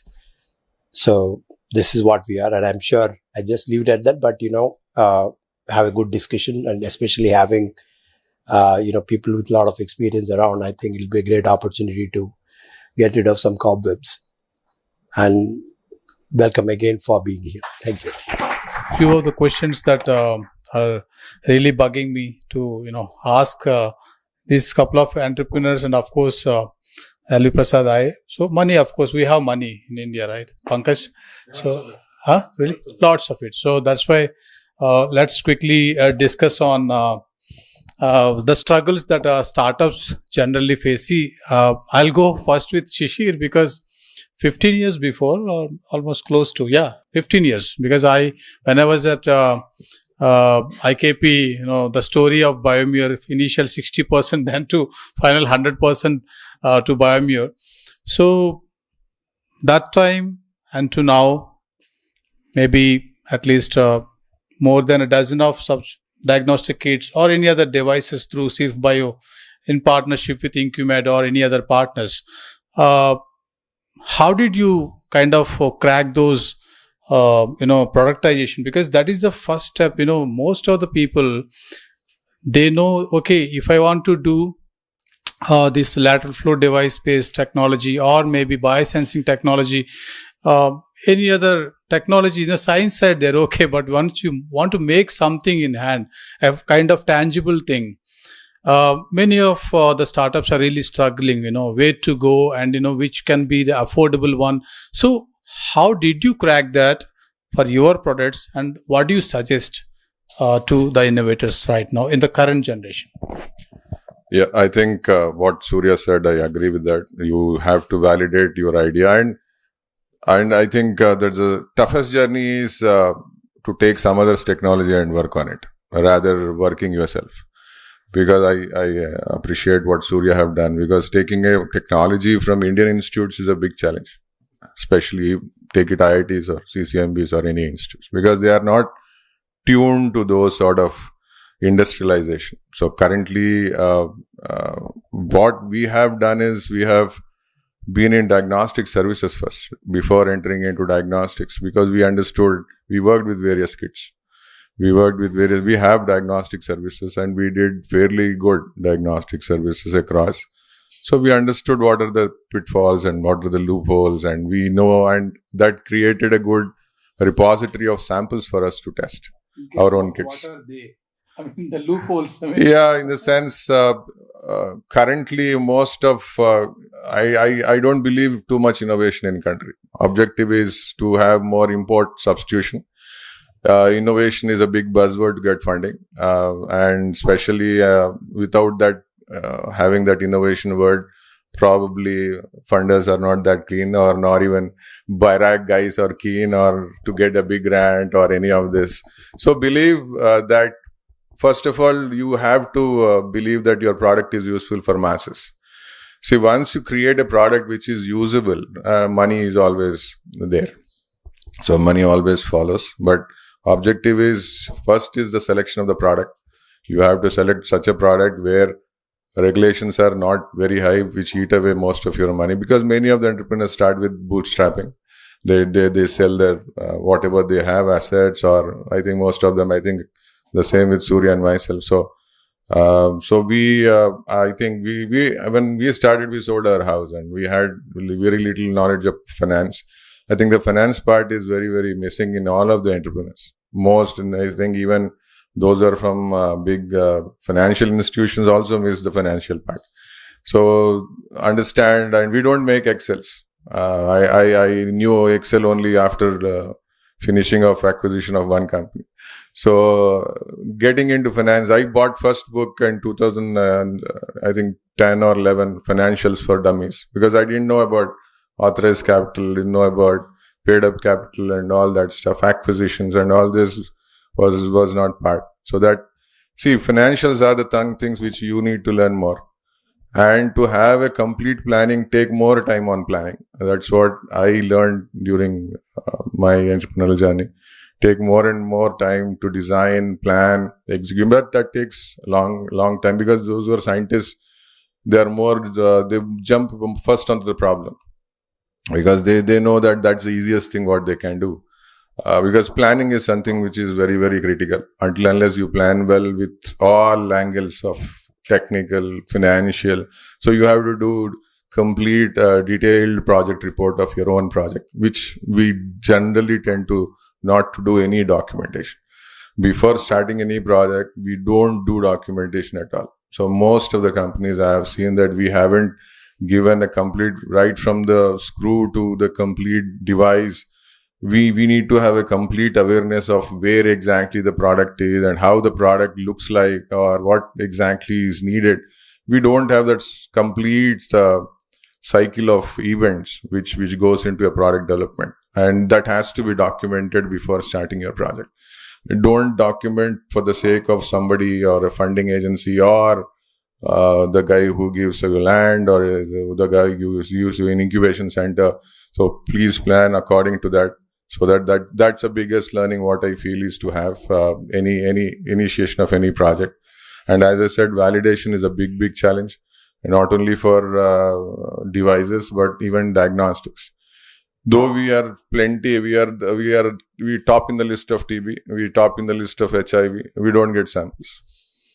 We don't. People are not. There are no enough centers, and unfortunately, CDC ESCO has its own regulatory schemes, which you need to do only in government labs, or whether they are accredited or not, you need to do in government labs. That's unfortunate thing. So whether they are following the regulations or not, we need to do in government labs. So many of those, there are some, I think it's changing, but it has to change quite a bit to encourage more and more manufacturers. So Validations is critical, so you need to these are all part of your whole design document. You need to have a complete design document before you initiate a project. Thank you very much. I think the lifting of the project is the key. Where how do you do that? Good points on planning of it, but again that includes financial. That's what you hinted upon, because although the mandate that we are having today is about productization, that's not about the physical product that we want to see. That's linked to all these, the regulatory, the prototyping, and the team and everything. So, touching upon to those points, Surya, do we have such kind of, for example, facilities, prototyping facilities, the Bangalore is having its own style, Delhi, not maybe in the main city, but again, Hyderabad, Balnagar areas, what are the crude way of prototyping and all. Now T-Works came. What you have seen, being an incubation manager earlier, you had an incubation and you built incubation centers about 10 years before. So how did you actually crack in your journey? And actually, what is the first thing an innovator should see if you want to prototype something? Can you please tell something about it? So we use the word, your idea should have legs, which means does it have the potential to go on and survive on its own? That's very important. So prototyping, funding, all that will fall into place if your idea has commercial value primarily. So that is the first step. That's what I think everybody was touching upon. And you can't really, being in incubation centers, having run them, being part of CCMB's incubation center. See, many of our colleagues kind of dream about the usefulness of their idea, and imagine that's such a fantastic idea. It cannot be done like that. You have to go to the users, the end users, and figure out if it's really valuable or not. So from there starts your prototype. So another thing is we can't have a perfect prototype, right? We have to have something that does the minimum job required of it. It's called an MVP, right? Minimum viable product. Yeah. So you got to do that. So in our case, we ran to Balanagar. This was pre T-Works. So there'd be a giant river of sewage right next to the Balanagar fabrication thing, but we got our work done there. And that is what went to a top-notch medical facility. If the hospital saw where we fabricated, they wouldn't touch it in 100 years. Right next to a river of sewage, right in Balanagar. So that's the thing. But the parameters, the specifications have to be very, very clear. So you accomplish what the machine or the device has to do, and you got to be very clear about it. And once you get to once you've done your R&D, basically you can't really overkill it, right? So my team, for example, gets very irritable when I go along with them to an installation, because I still have my R&D hat on. And they're all about standardization. So when I see something, I say, why don't you change that? And it's a very dangerous thing, because that could lead to some other unintended consequence. So the lessons are, have your specs ready, have something that works, does the job, get it perfect, then go back to your lab and maybe perfect it. So yeah, that's what we have learned. So I've stopped going to sites because they think I'm a distraction. We do our R&D in the lab, but most of the work has to be process driven, documentation driven, replicability. It has to be repeatable. That is what we have learned. Yeah.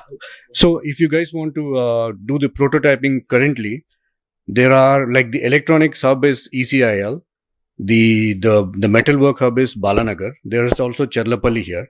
But T-Works, which is a Government of Telangana initiative, has fantastic equipment where you can go and prototype all your even electronics, plastics, metalwork, and all that stuff.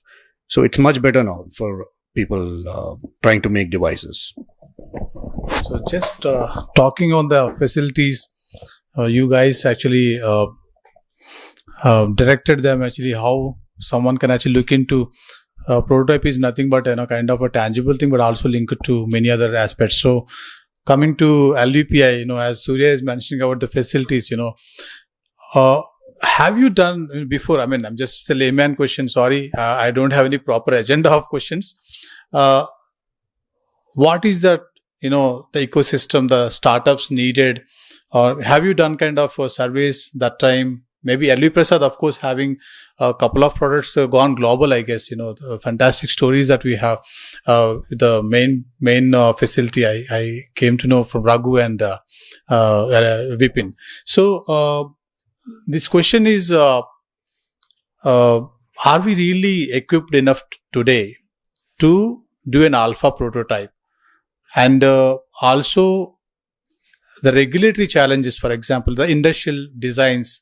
So how do you connect? How do you actually help them to design or reiterate their plans to develop a prototype in compliant to the regulatory, what you can say, works or regulatory prospects that we are looking for? Can you please say on that?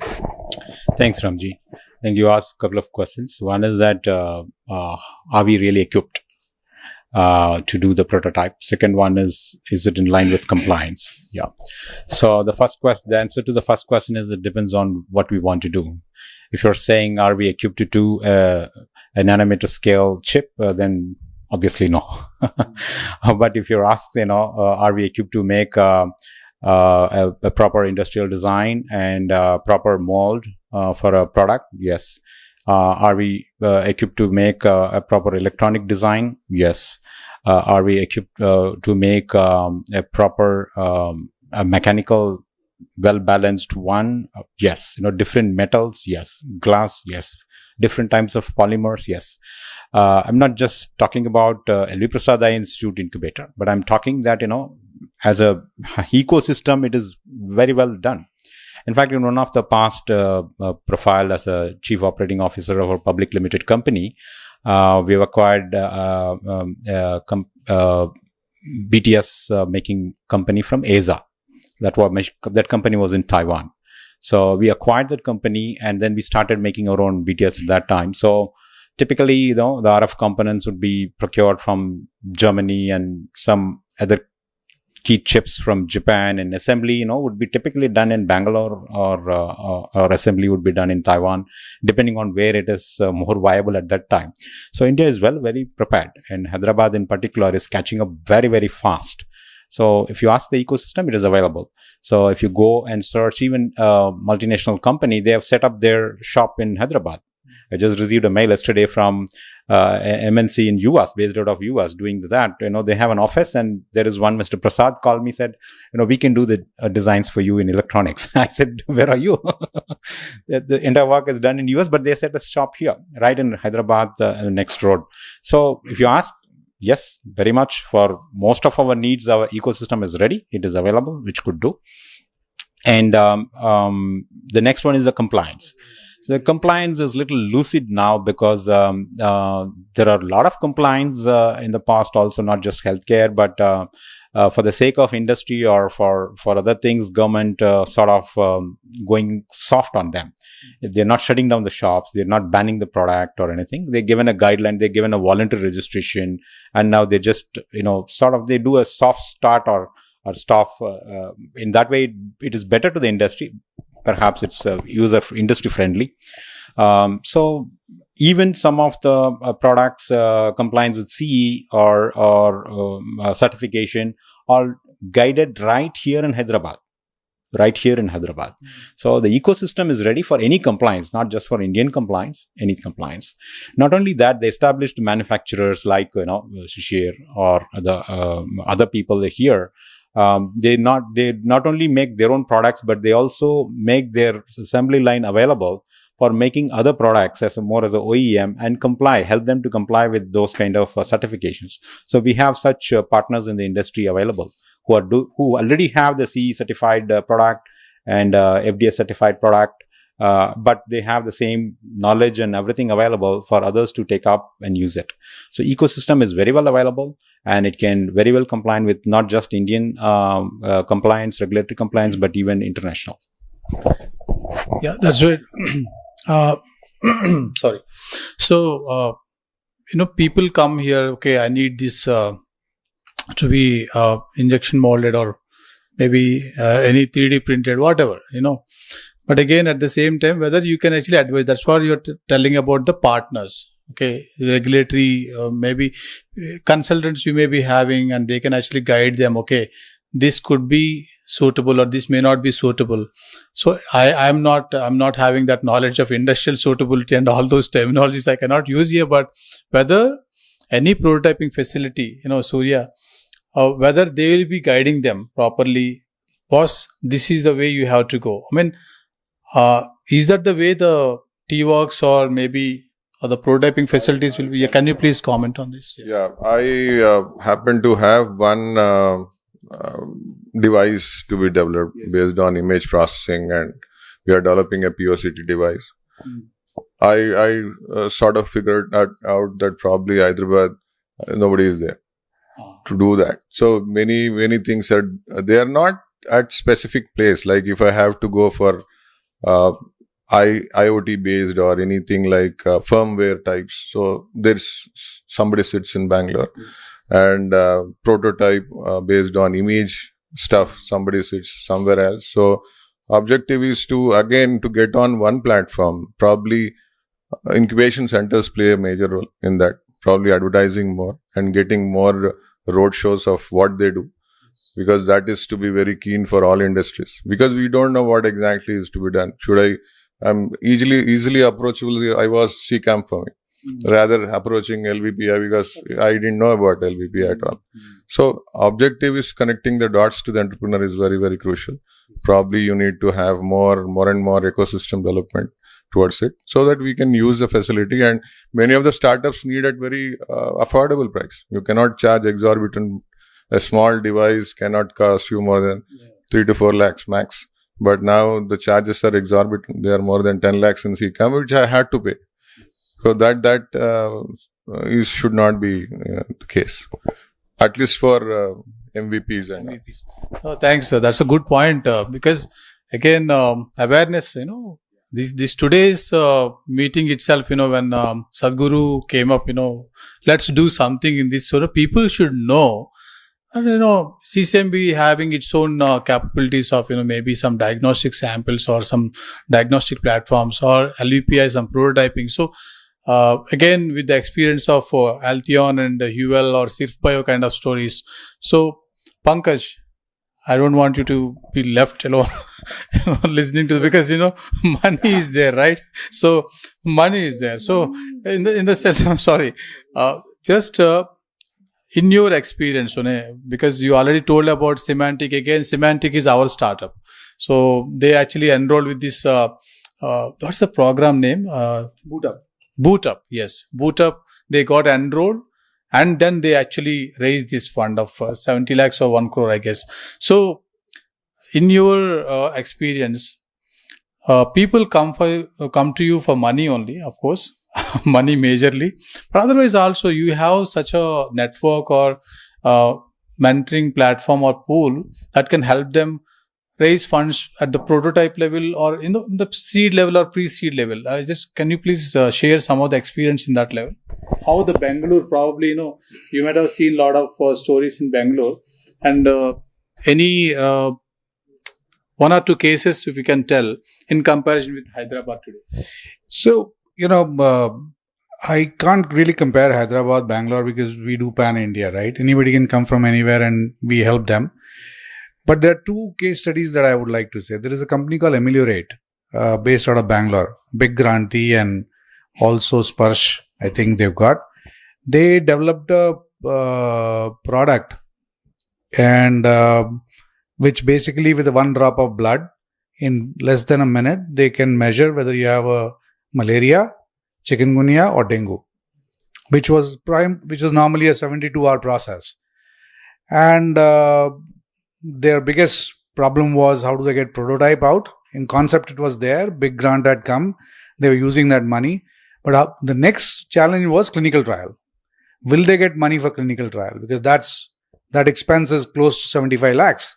And big grant is not, or BARAC or anybody is not going to give that money. Where does money come from? So we took them through the same process called Boot Up, where we help them validate their idea from the user-centric point of view. Now, if you are from healthcare industry, you can imagine such a equipment. Who's going to use it? Any answers? Who's the end user of such a product?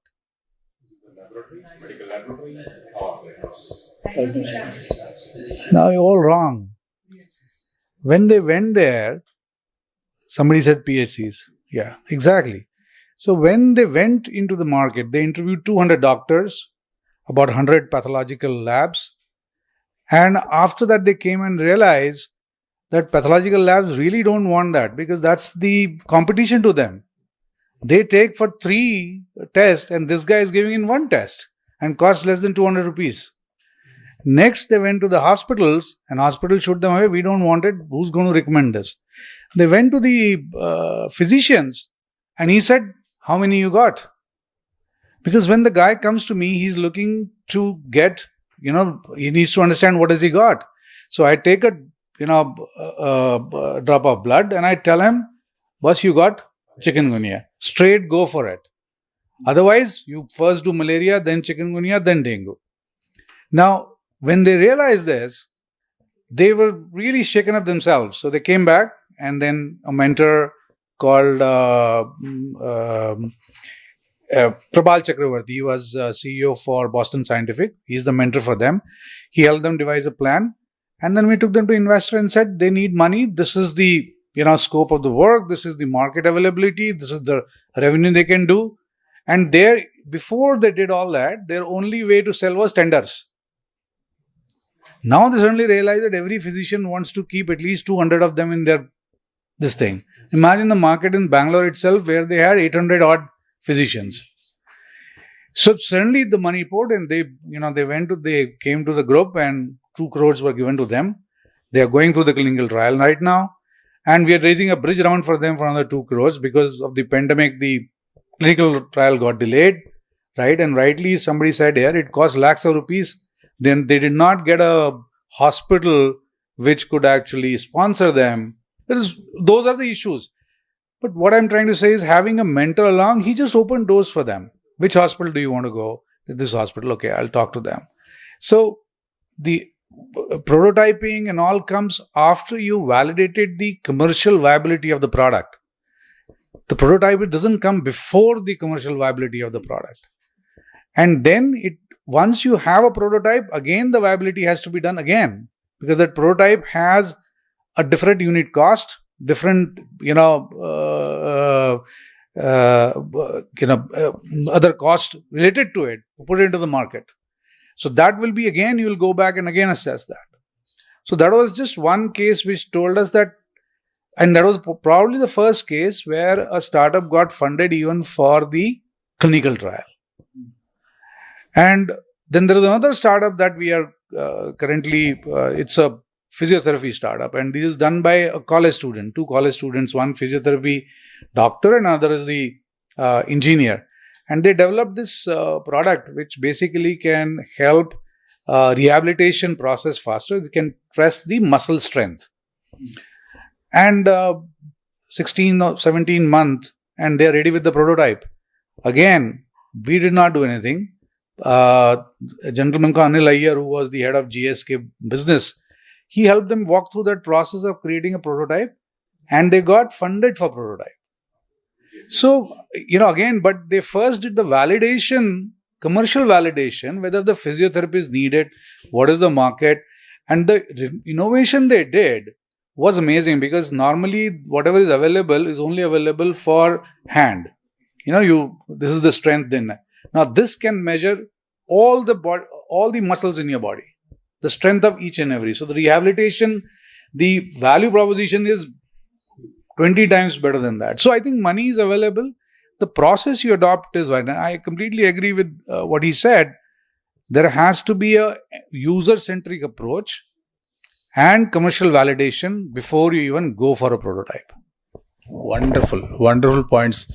When you start a project, before the project, you have to go for the documentation, plan, as Shishir mentioned.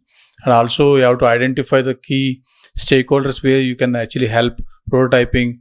And again, ecosystem that what Ratnam sir mentioned, that we have to work together. We have to identify, okay, if I'm not having a full-fledged way of facilities, then you can go there, some kind of thing. And again, you rightly mentioned about validation or reiteration, and before to that you have to go understand who are the right customer. Many of the people actually think okay, diagnostic centers, I mean this case I'm just telling, so but again you have to redefine your customer segments.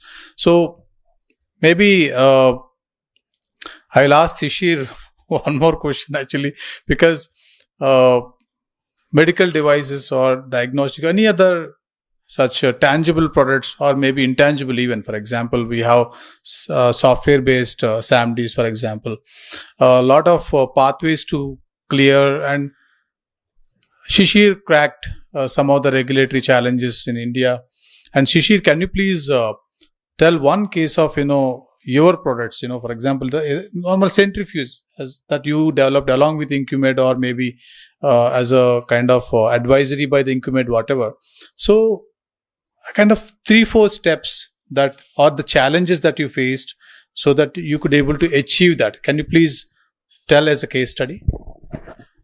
Yeah, I think I'll that's the easiest one, because that doesn't need IVD certification yet, because we haven't gone for IVD or CE marking of centrifuge yet.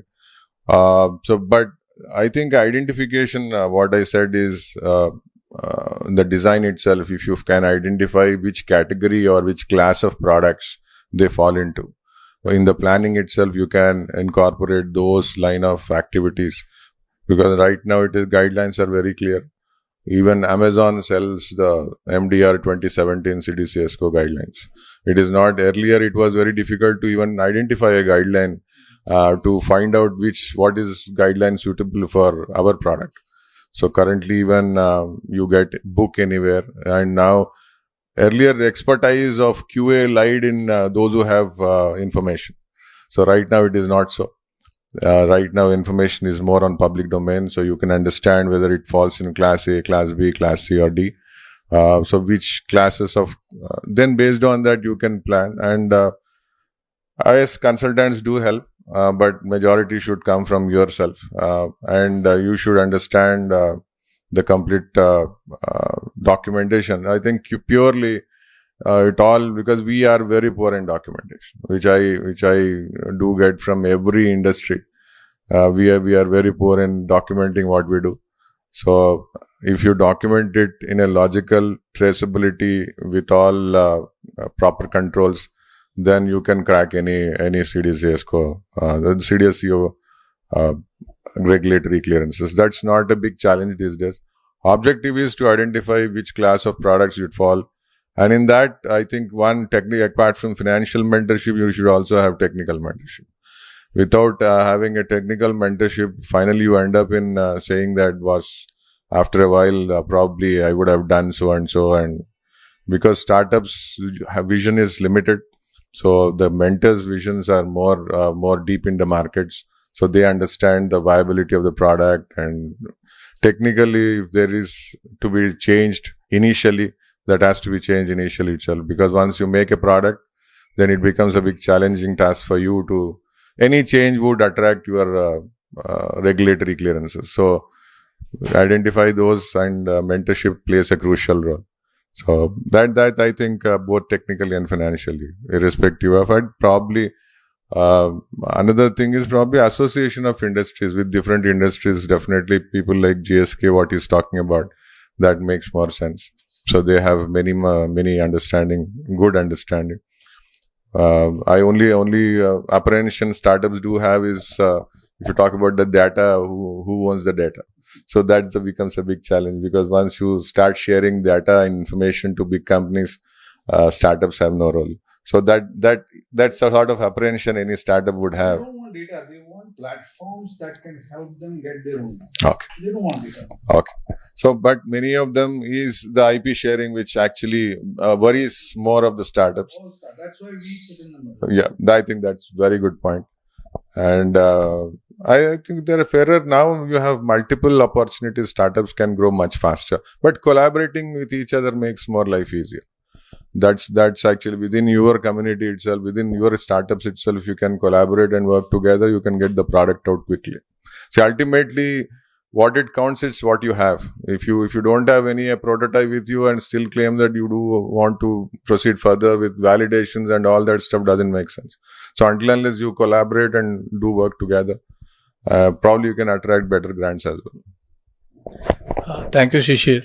Before we open questions, actually, Surya, you want to add anything in that line? The challenges may be different, or so. Maybe about mentors. So you have to be very careful you pick the right mentors. Somebody who's already done it, right? If you look on YouTube, you'll find somebody posing next to a yacht saying, I went from 1 crore to 50 crores. You don't know the reality of the guy at all. You better pick people who have done it in respectable large companies, who have no hidden agendas, who do not, are quite ethical, have a reputation for integrity. That is what very important. Because there's a lot of people riding the startup wave in India without doing startups themselves. So be very careful there.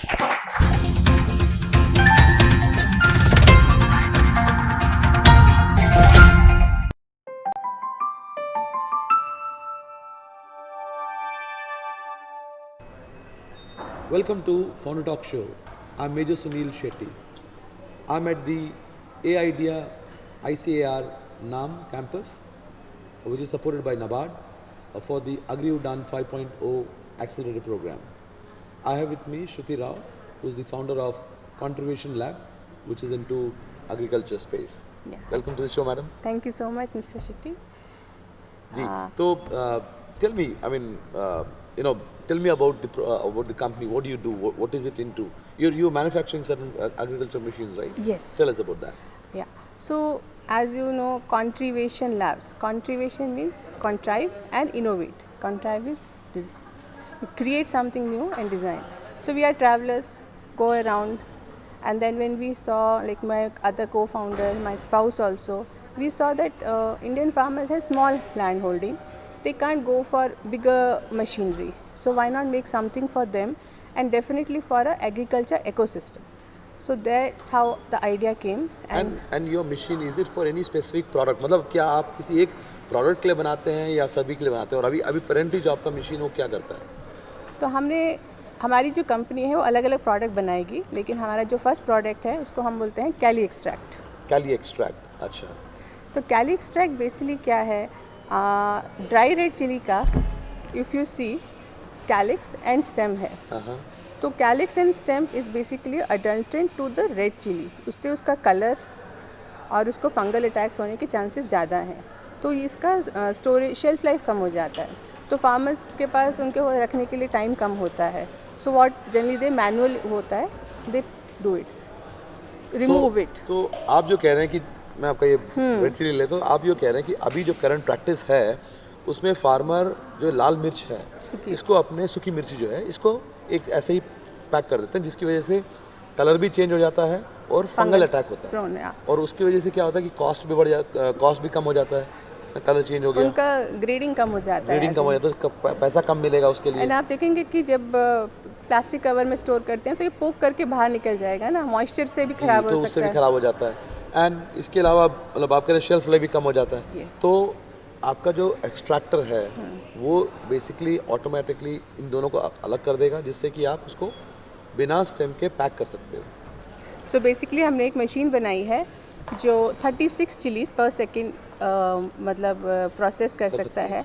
The reason हमने ऐसा सोचा कि अगर एक छोटा farmer एक truck लेके आता है 1 टन का 100 kg, अगर हम उसको एक दिन में मतलब पर आवर अगर 100 kg हम कर देते हैं तो वो अपना ट्रक शाम तक ले जा सकता है.